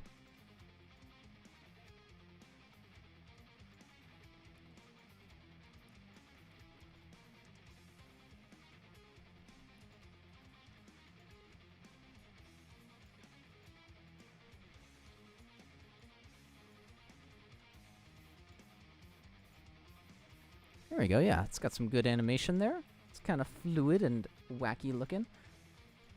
Now let's add this settle in. Oh yeah, that was fun. Okay, yeah, good. I'm glad someone remembers that video. Oh, I love that video. Alright, I think I'm going to make this 3 frames instead of 2. Oh, actually, yeah, here, I can explain another animation principle to you guys. I guess the idea of animating on 2s. So, I think most of you guys know this, but yeah, animation is naturally animated at 24 frames per second. Animating on 2s basically means that every 2 frames is a new drawing. So like a drawing holds for 2 frames, next drawing holds for 2 frames, etc. So even though it's 24 frames per second, since you're animating on 2s, it's kind of more like 12 frames per second. Animating on 1s would mean every single frame is a new drawing. Then there's other things like animating on 3s, animating 4s, etc., where it's like 3 frames of drawing, 4 frames of drawing, etc. When I animate, I kind of go back and forth between animating on 2s, 3s, and 4s, depending on just what works best for the movement. Like, as you can see, right here, I've been mostly animating on 2s, but this settle-in I'm going to have be, like, 3 frames instead of 2, because I think that'll help kind of make the movement a little bit more slow and natural. With projects like Local Freak, I kind of tend to animate those on 3s and 4s a lot, because since I'm doing those by myself, I try to make the animation a bit more limited so I can get it done faster. Like, a lot of anime is animated on 3s and 4s, sometimes even, like, 5s and 6s, if they need to. But yeah, I don't know. Another little animation principle for y'all.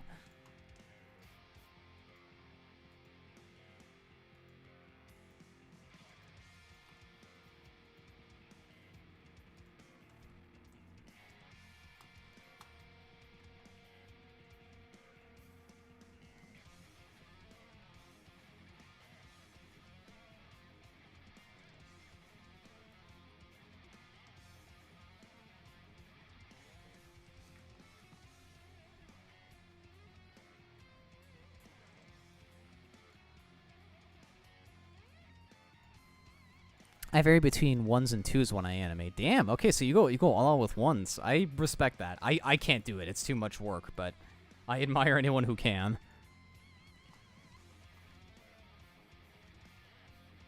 Like, yeah, I tend to, like, save 1s for, like, smear frames or really fast movements where, like, a 1 where you kind of don't want the frame to be seen too much.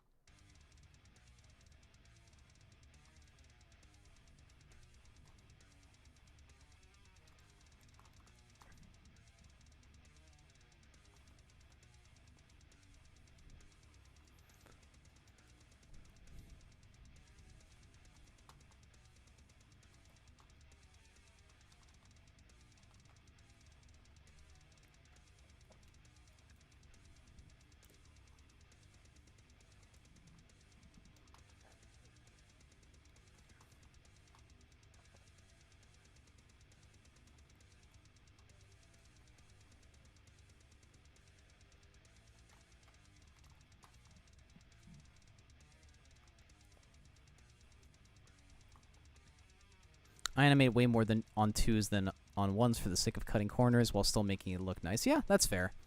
Like, yeah, again, that's why I animate on 3s and 4s. That's, like, my way of cutting corners. Because, yeah, I think animating on 2s can still look very fluid and very smooth if that's what you want to go for. Like, I've seen tons of projects animating on 2s that look totally fine. You know, you don't need to do 1s, but if you want to do them, by all means.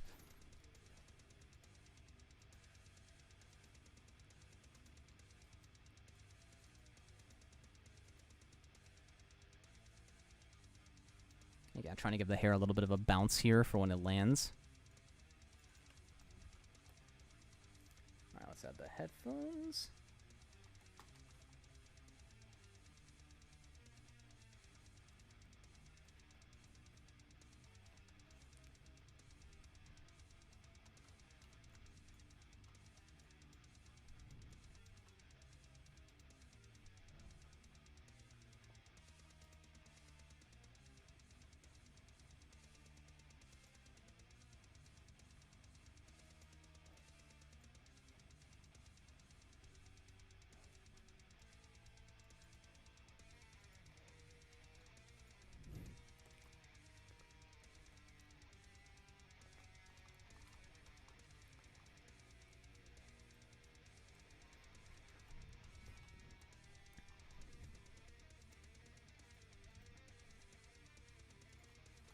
Alright.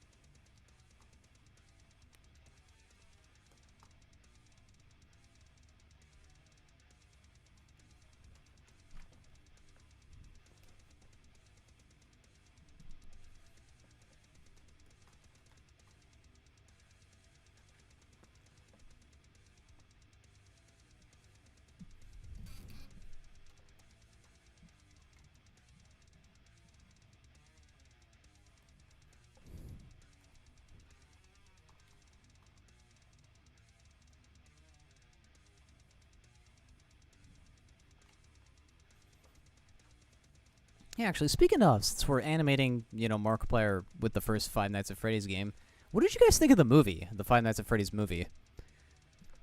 Like, I thought, like, I enjoyed it, but I kind of felt it should have been pushed more. Like, it felt very safe in its execution.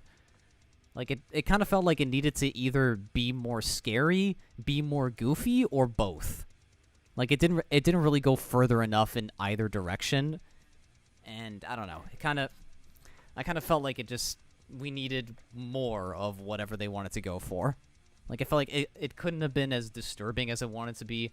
It couldn't have been as fun as it wanted to be. I hope the sequel, you know, fixes that and goes and just is more pushed, but we'll see what happens.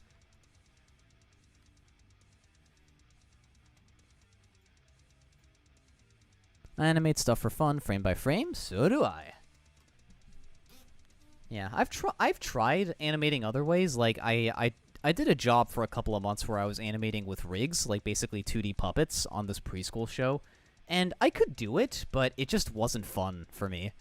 Like I totally get why shows do it because it's very efficient. You can animate things very quickly by doing that. I could get a lot more done compared to if I was animating by hand, like frame by frame, but it's just not as fun. You know, it's at least for me it was a lot of clicking and dragging. I couldn't really add my own fingerprints to things. I don't know. I like how personal traditional animation feels. I like the roughness of it, the imperfections, the handmade feel of it. Like that to me is like the most fun way to do it. But I know it's different for others. Some prefer animating on rigs, and that's totally fine. It's just not my thing.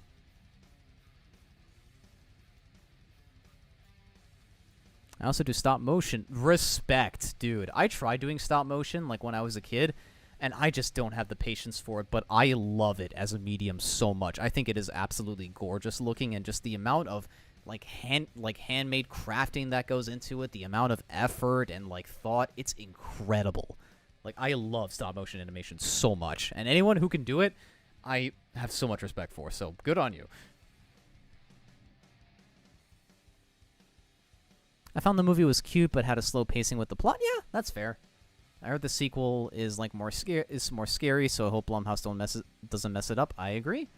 Hopefully. The thing I'm really excited for with the sequel is that apparently Skeet Ulrich is in it from Scream, and he's playing Henry from the games, which means yeah, we're getting like Skeet and Matthew Lillard in a movie again, which is the first time since Scream. It's like, you know, a Ghostface reunion. So I don't know. I really hope they have some fun stuff with the two of them on screen. All right, yeah, take a look at that, fellas. That's like some pretty bouncy looking animation there. What do y'all think? Here, let me actually make it so it loops. 1 second.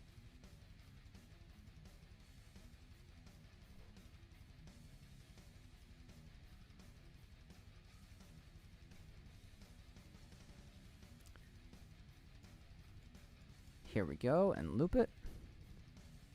Yeah, look at that. Look at that. We got some actual animation in here. It took us over 2 hours, but I did it. Oh, God. I guess, yeah, you can see why cartoons take so long to make. It's been 2 hours, and I did 1 second of animation. Christ. Oh, God. This is the career I chose. Eh, whatever. I love doing it. And hopefully you guys like watching it. It's pretty smooth. Well done. Thank you. You know, I'm gonna go for just a little bit longer, just because I want to draw a couple more of the keys.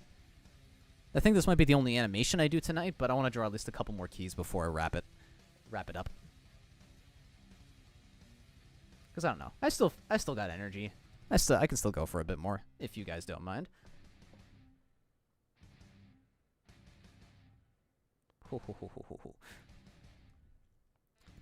All right, let's do some more. All right, so yeah, now he kind of leans back and does like this, haha, my name is Markiplier.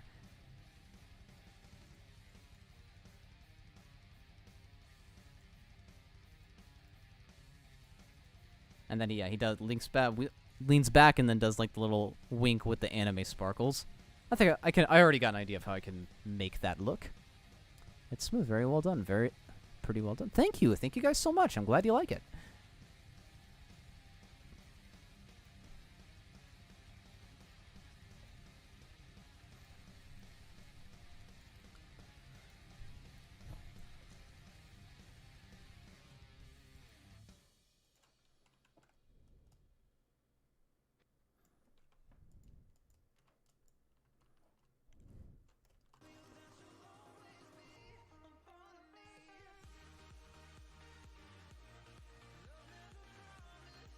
Oh my god, yeah, wow, the music genre totally changed. What the hell? No, I don't feel for this EDM. Let's go back to the rock music. There we go. That's better.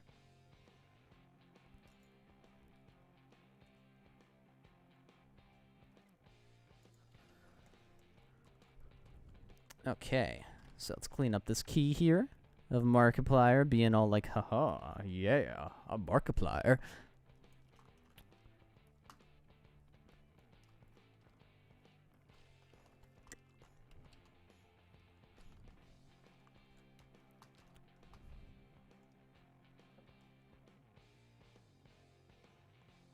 Speaking of horror movies, I watched that Him movie, and I find the movie confusing, but it was solid with creepy horror elements. Him's already out? I didn't know that. Oh my god, I thought it was like coming out later in the year. I didn't realize it was already out. I might go check that out. Yeah, I was curious about that one, because I saw it had like Marlon Wayans like doing an actual like serious horror role, which is so weird considering it's like the guy from Scary Movie, but yeah, I might check that out. Yeah, I like the premise of it a lot. I like the focus of it, yeah, being about how hard athletes push themselves to like be the best and how it can just totally break them and ruin their lives. I think that's a great idea for a horror movie. So yeah, curious to see how they do that, how it pulls it off.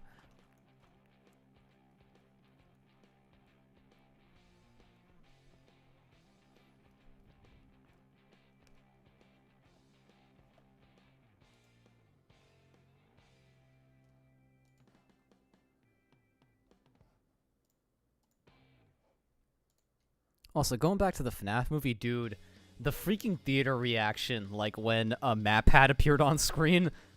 Oh my god, it was so funny. I heard the audience simultaneously cheer and groan at the same time when he said like, "It's just a theory." Oh my god, that was incredible. I'm so glad they put him in there. I hope they get Mark in the next movie. Like, cause I know he was supposed to be in the first one, like he was gonna be the security guard in like the cold open that gets killed, which I really don't think would have worked because that would have just been too goofy to like grab me into the movie. But like in the sequel, I don't know, maybe they could have him be like, maybe they could have like an old VHS of like Freddy Fazbear like as a promo, and they could have him as like the spokesperson or something. Like, I don't know. I think that could work. I think he could sell that. Just being like, "Hello, everybody. Welcome to the Freddy Fazbear's greeting tape. Like, welcome new employees to Freddy Fazbear's Pizza," or something like that.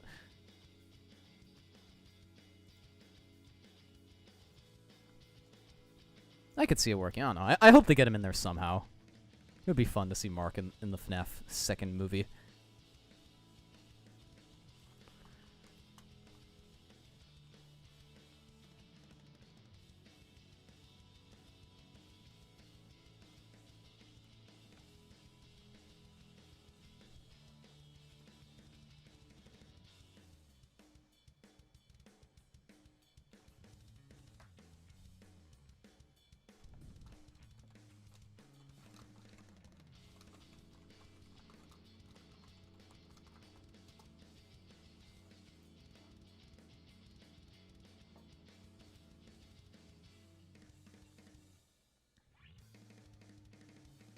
Didn't watch it in theaters. I watched it on Peacock, like when it came. Like, yeah, I remember they put it on Peacock like the same day.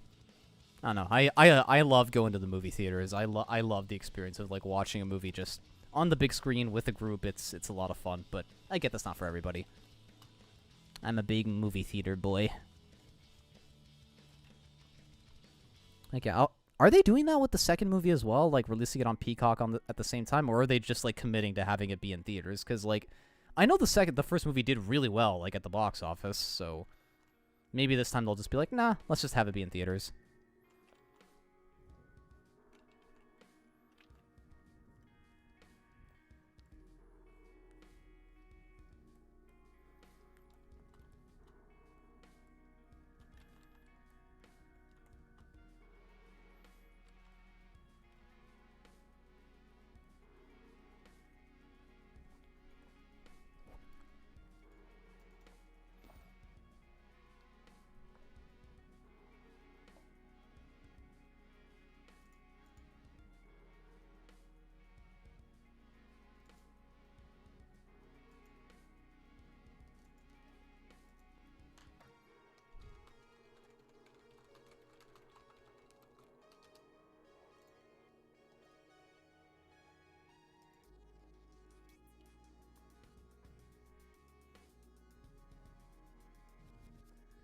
Oh man, that reminds me of the chicken jockey. Like, I don't know why that meme went around. Yeah, oh god, no. Okay, the chicken jockey incident I think went a little bit too far. Because, like, yeah, there were people, like, throwing shit and, like, you know, screaming their heads off in the theater. Like, okay, I'm all for, like, getting excited about a certain movie moment and cheering about it and stuff. Like, I think that's fair, you know, like everyone who got excited watching Avengers Endgame and stuff. But when it's like to that level where you're literally throwing things at people and disrupting other people sitting there, like, that's not cool. Don't do that. That's way too much, you know? Like, have fun, but also just be respectful. And also, yeah, it is just releasing in theaters. Yeah, that's what I thought.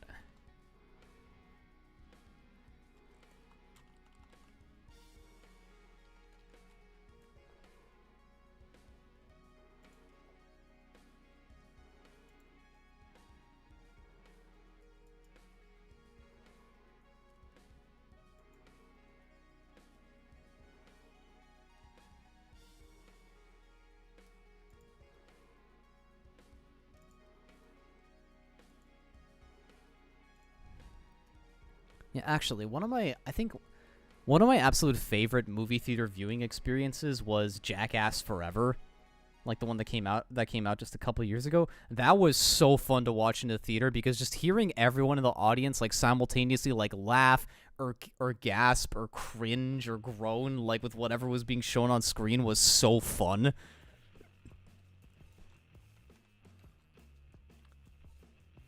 Like, yeah, like when you see, like, I don't know, them put, like, honey on Steve-O's balls and then have a bunch of bees sting it and everyone in the theater is just going like, oh god, it's so fun. It's so much fun.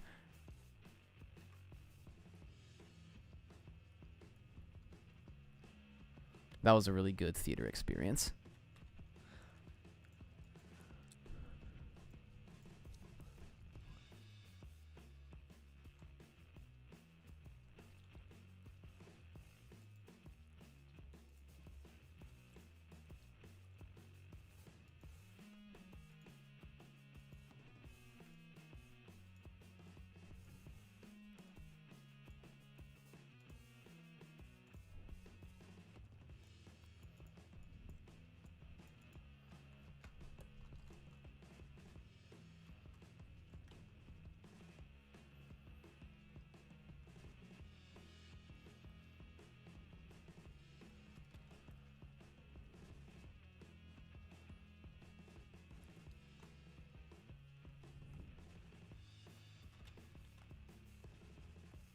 Alright.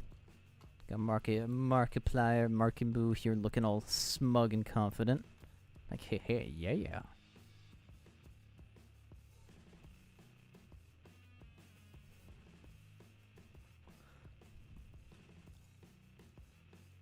Oh man, Jackass Forever was a lot of fun. Yeah, okay. So you know what it was like. I'm trying to think, what other fun movie theater experiences have I had? Oh, actually, this is a very recent one.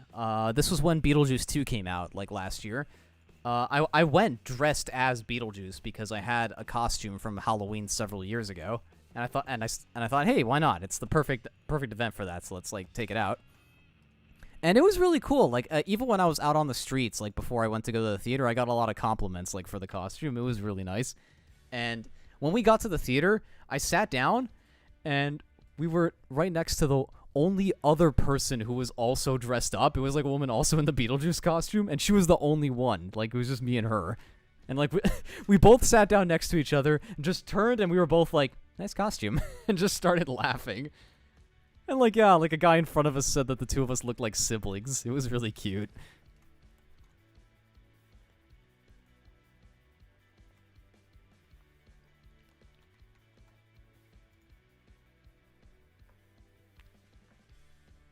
Yeah, Beetlejuice was fun. I know a lot of people didn't like the movie, which like I can I can definitely understand why. As I think the movie's not perfect, and I think it does retread a little bit too much from the original movie, especially in the final act. Like the final act is almost verbatim the same as the first movie, which I thought was kind of cheap. And a lot of the things they build up, like just kind of they just sort of forget about. But like the other stuff I liked overall. I like the new things they introduced, like like Lydia's relationship with her daughter, like Beetlejuice's backstory with his ex-wife, all that stuff I thought was really fun. I kind of wish we got a bit more of that in the movie, but what we got, I liked. Also, dude, it was just so nice to see, like, so many crazy practical effects again. Like, it felt very classic Tim Burton. Like, yeah, just all, like, the stop motion and the crazy monster effects and stuff. It was very fun. Not perfect, but it was entertaining. I get, though, why it wasn't for everybody.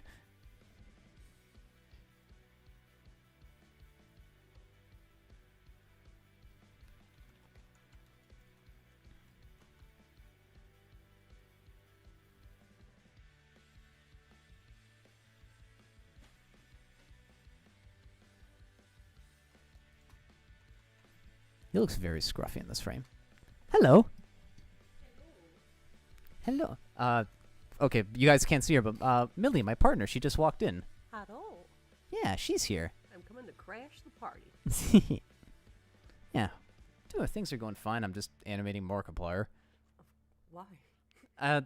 I just wanted to. This was like an animation I started a year ago and I never finished, so I thought, why not? I'll draw it on stream. What is he doing? It's the when he's playing the first FNAF game. Oh god. Like, yeah, this is all I got so far. Looks really nice. Thank you. Mwah! I embarrass him on stream. You guys know that he's got a girlfriend that he likes really much? Apparently so. That makes him very fucking gay. How the hell is that supposed to be embarrassing? Like, oh no, God forbid, I have a girlfriend. Oh no, I can't have people knowing that. Jeez. Just wanted to check in. Come on, you could have said something actually embarrassing, like how you have a recording of me singing a My Little Pony song when I was 15. But that is true. Yeah, exactly, that's what I mean. Use that. Go sharp. I forgot what it was called. What was it called? I think it was like the Smile song. No, it was like Party Pony or something. I still have it. I will find it and link it. Don't actually show it. I swear to God. Hello. Sorry, just looking at chat right now. Hello. Yeah, there's a little bit. I think there's like a 25-second delay from like the stream and the chat, so it might take a bit for them to respond. Just as a heads up. But yeah.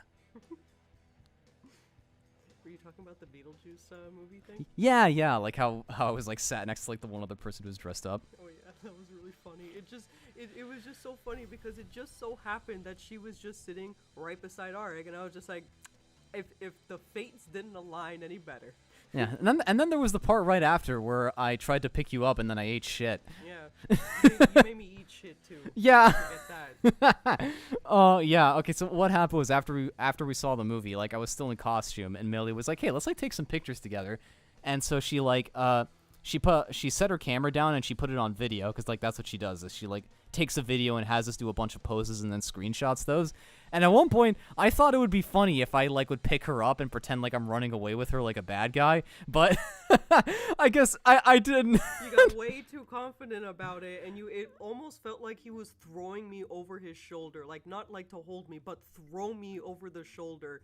And we were just tipping back. I was tipping forward, he was tipping backwards. He completely ate shit. There's just this slapping noise when we collide on the floor. Like, yeah, Millie fell face first. I landed right on my tailbone, and it like hurt to walk for like 20 minutes.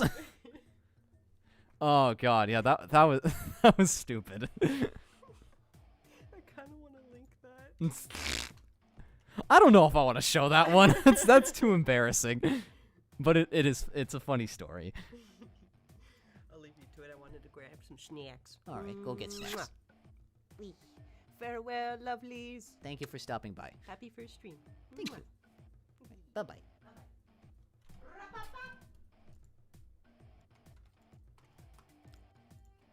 Oh, that was Millie, everyone.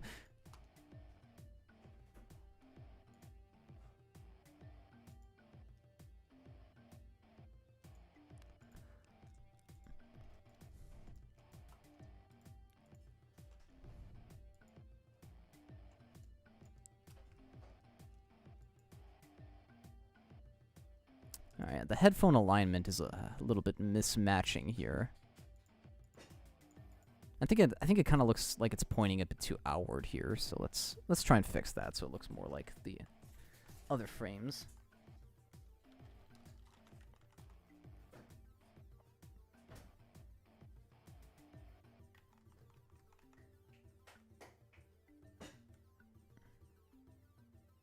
There we go. That's already looking better. You want some pomegranate juice? Make it blasphemous, since apparently yesterday was the rapture. Sure. So now we're drinking juice of the underworld. Dude, honestly, if the rapture really did happen and we didn't get up there, that's fine. Let's freaking go through Armageddon. Why not? It'll be fun. I mean, with the thunderstorm that was happening over here, it looked like people were getting raptured. Oh god, I didn't even think about that. You're right. Yeah, we've been getting like a ton of lightning and thunder lately. Maybe it is the rapture. So yeah, that's fine. If I don't know, Toronto turns into like Doom, Hell on Earth, that's fine. Why not? Let's go. Let's have some fun.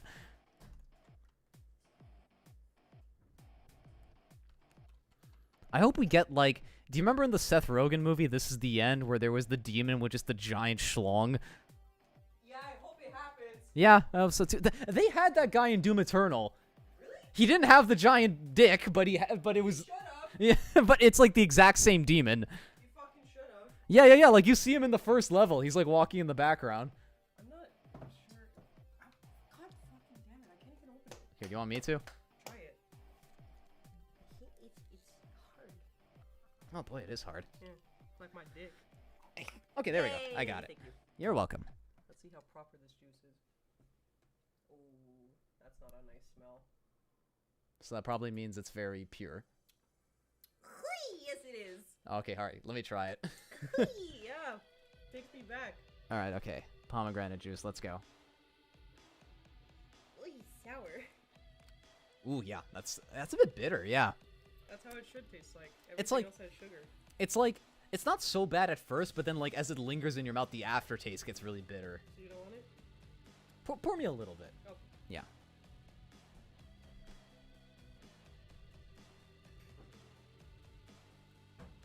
That's how you know it's real. Fair enough. Alright, there we go. The hair looks a little bit better here. Let's just fix it for these other frames.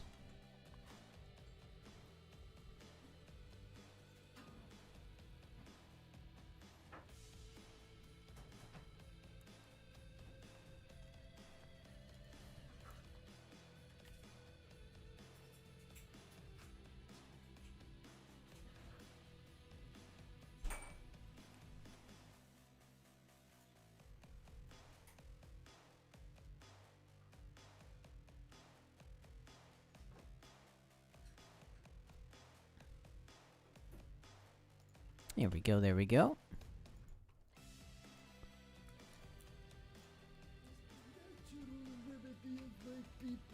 You must drink it. Thank you. Just don't touch the jewel, because if you touch it, I will die. So don't touch it. That's a different video. Okay? Get out of here.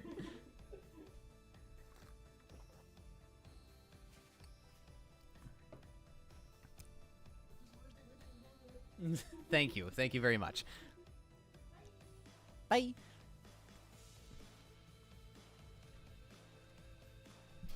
All right, let's do the next frame. Oh yeah, the anime wink.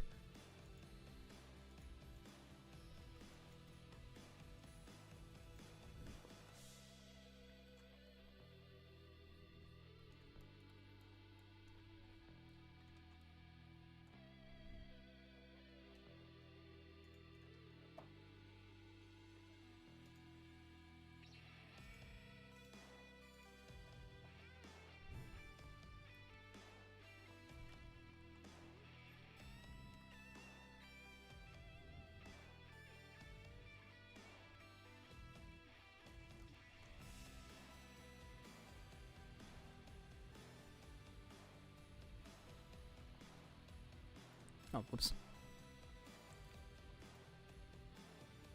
Oh yeah, God, Toon Boom is really weird with its hotkeys. Like, so, in order to, like, add to, like, extend the keyframes here, I press the button 6 to do this. But the problem is it's right next to 5, and you wanna know what 5 does? It flips all the frames upside down. Like this. And yeah, if I press 5 again, it'll go back, no problem. But sometimes I do with sometimes what happens is I press 5 without knowing that I press 5. So I'm drawing one frame like normal like this, while all the other frames are upside down. So which means I gotta flip it back, but then that means this frame is now upside down, so it's like, ah, crap. Oh, I've had that happen to me a few times. Like, it's not the worst. I could just manually, like, flip it back. It's just a little annoying. Yeah, 4 also, like, I think, like, reverses it or mirrors it. Yeah, check it out. Okay, let's stop doing that.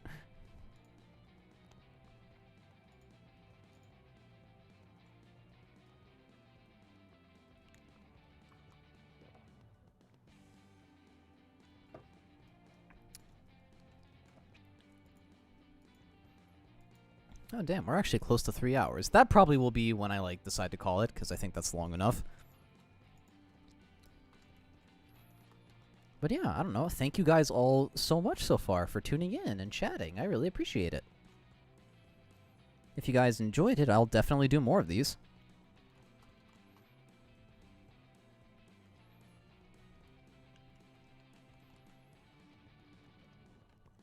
Okay, that hand does not look good. Let me just throw that out, redo it.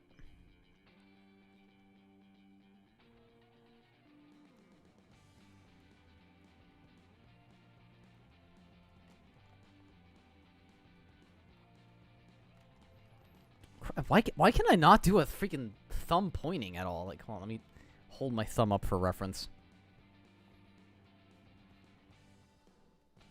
Oh god, I've been animating for like what, 11 years now, and I still can't do hands.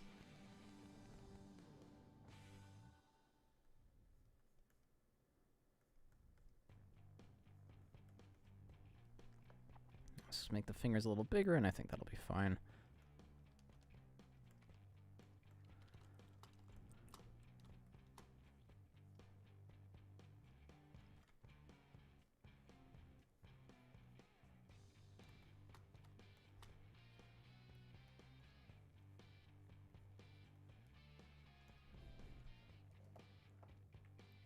We love what you do. Oh, thank you. Thank you so much. Better head to bed since it's a bit late. Thanks for streaming tonight. Farewell, Nervous Bat. Thanks for tuning in.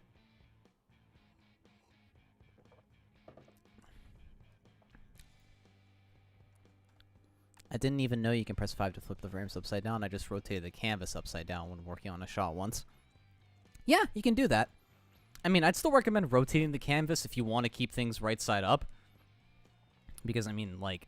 Because, like, this just makes the animation upside down, unless you, like, want to flip it back. But, yeah, you can do that. Yeah, Toon Boom's got weird features like that. I'm sure there's a lot of stuff even I don't know about. But other people probably do.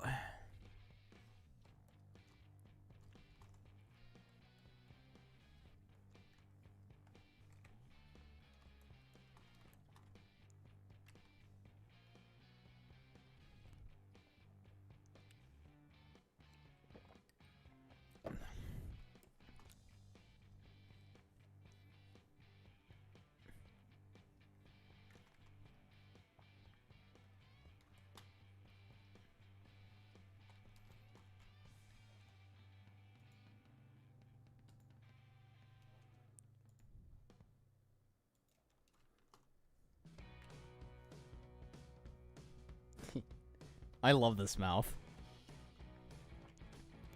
Mark has a very fun face to draw because, like, his face is simultaneously very solid and still while also being very loose and rubbery. It's a really fun combo to work with. Cause, like, yeah, you guys know Mark. He's got a very, like, long chin, a very square face, but then he's always making these, like, crazy expressions. It's like two polar opposites. It's really, really fun to draw. It can be a little bit tricky to get right, but I'm having a good time with him. So no, thank you, Mark. Thank you for having a very fun face. I did not expect this stream to be just like praise Markiplier night, but hey, why not? He's a fun man.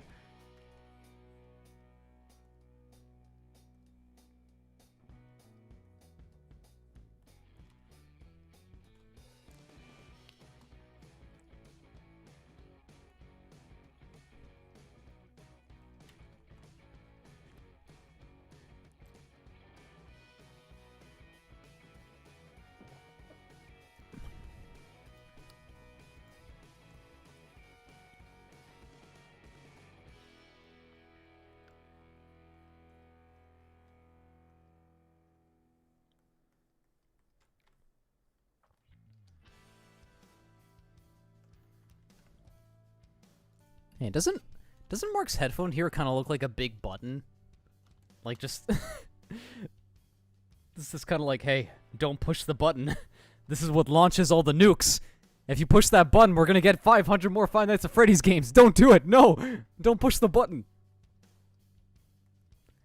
God, I'm odd.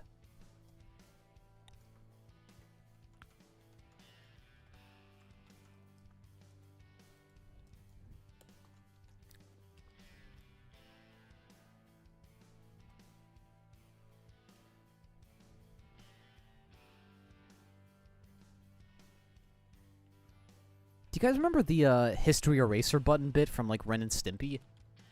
Or like Ren assigns Stimpy to guard a button that like it's called the history eraser button, but they don't know what it's gonna actually do if they press it. But he's just like, you guard it anyway, and like the narrator makes Stimpy go mad trying to press it. And then yeah, he presses it, and then yeah, just the entire world just gets deleted. No, that was a fun bit. I know, look, okay, I know John K is an absolute horrible human being, but I still like a lot of classic Ren and Stimpy. I think it's still a very fun show. And definitely, you know, everyone else who worked on it did a legitimately amazing job.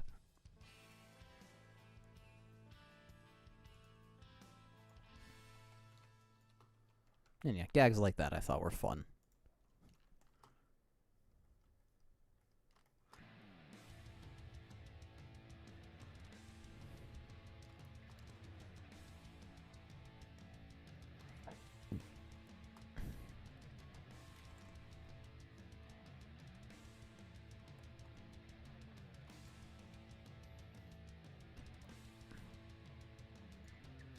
I kind of want to change the face a little bit here. I want to push it a bit more.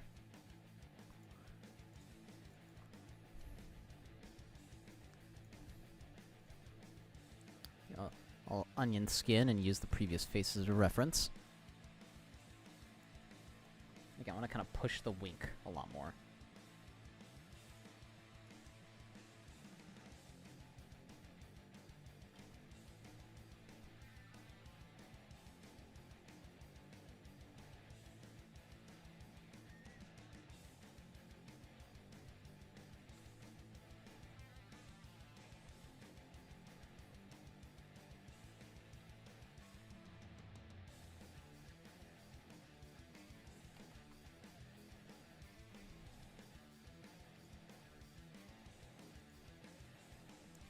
Make the wink a little bit lower, as well as move it a bit more to the left, just so it doesn't overlap everything else. Make the eyebrows go a little bit more down.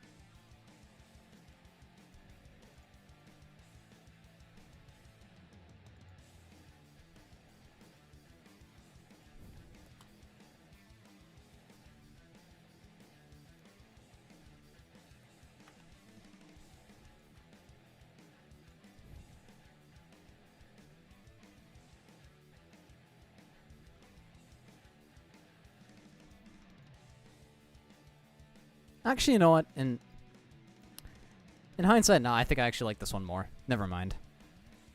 We'll stick with that one. I think I might just move the eye a little bit more to the left so they're not so close together. But that aside, yeah, I'll keep it as is.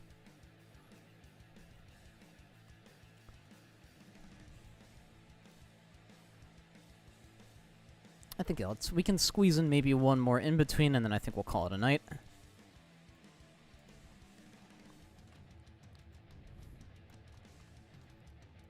Yeah, it's about 10 minutes until 11 p.m.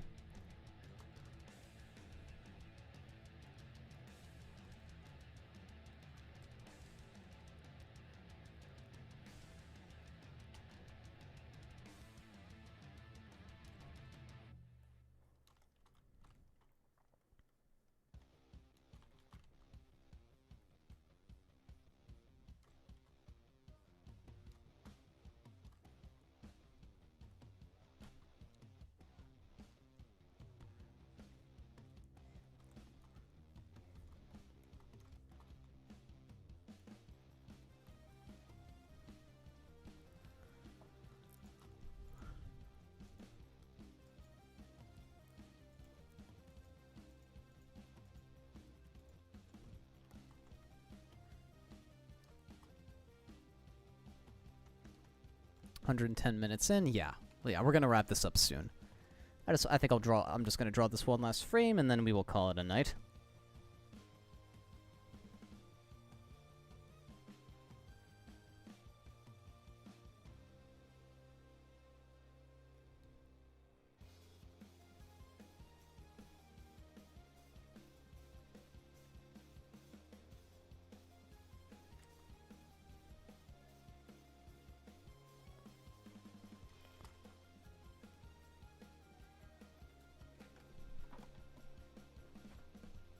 Oh, 170 minutes in. Okay, thank you for the correction.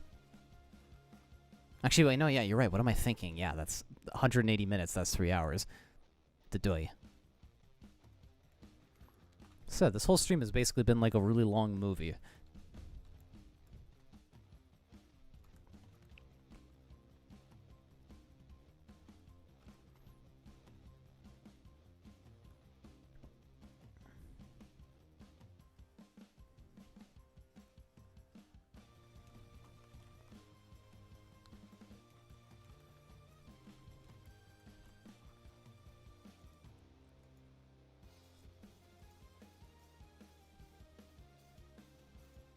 Yeah, I definitely think this motion probably needs a couple more in-betweens to make it a bit more...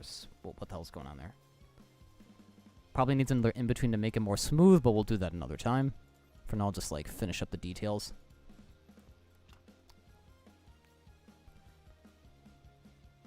I think it also needs, like, the head maybe ducking a bit here, and then going into, like, it kind of leaning back, because I think that'd be a bit more natural. Yeah, again, we can add that later. Not tonight. For now, let's just finish up this frame.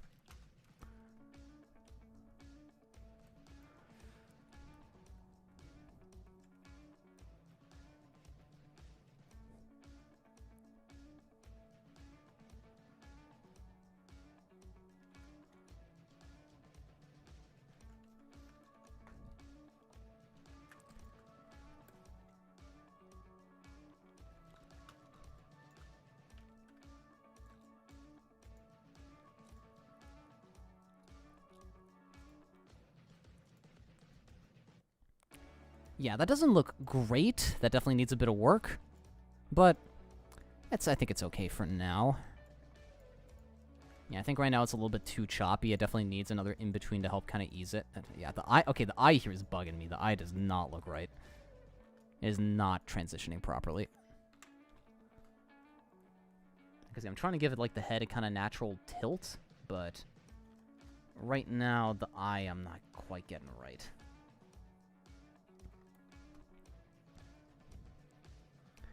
You know, I'm not gonna lie, this is very weird for me. I never talk out loud when I'm working because who the hell does that? But doing that is kind of helping me better notice and assess problems, weirdly. Like, now that I'm, like, saying it out loud, like, oh, this doesn't look right, let me fix it. It's weirdly been kind of nice to do. It's sort of helping me lock in.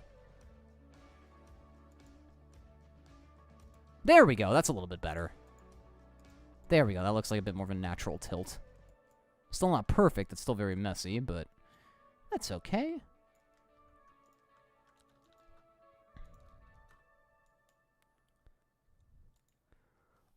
All right. Here, let's look back at what we've accomplished tonight. Why don't we? Yeah, look at that. Still obviously a very rough work in progress, but it's coming together. Oh yeah, wow, the hair really jumps unnaturally. Okay, no. We'll fix that later. We'll fix that later. That's it for tonight. That's it for tonight. If I keep doing that, I'm gonna be here all night. But yeah, there we go. That's some progress for today. Still very rough. Still got things that needs work, but that's okay. We'll come back to it another time. But hey, pretty cool. That's at least I hope so.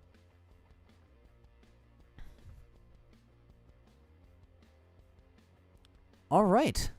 Well, yeah, there we go. Some early Markiplier here. You know what? Let's turn the audio on to just make it sound extra annoying. Hello, everybody. My name is Markiplier. Hello, everybody. My name is Markiplier. Hello, everybody. My name is Markiplier. Hello, everybody. My name is Markiplier. Hello, everybody. My name is Markiplier. Hello, everybody. My name is Markiplier. Hello, everybody. My name is Markiplier. Hello, everybody. My name is Markiplier. Hello, everybody. My name is Markiplier. Hello, everybody. My name is Markiplier. Hello. God, I feel like you could use that as like a beat for a remix or something. Oh, okay. Yeah, here I'm gonna turn the audio off and keep looping it. But yeah, that's the animation for tonight.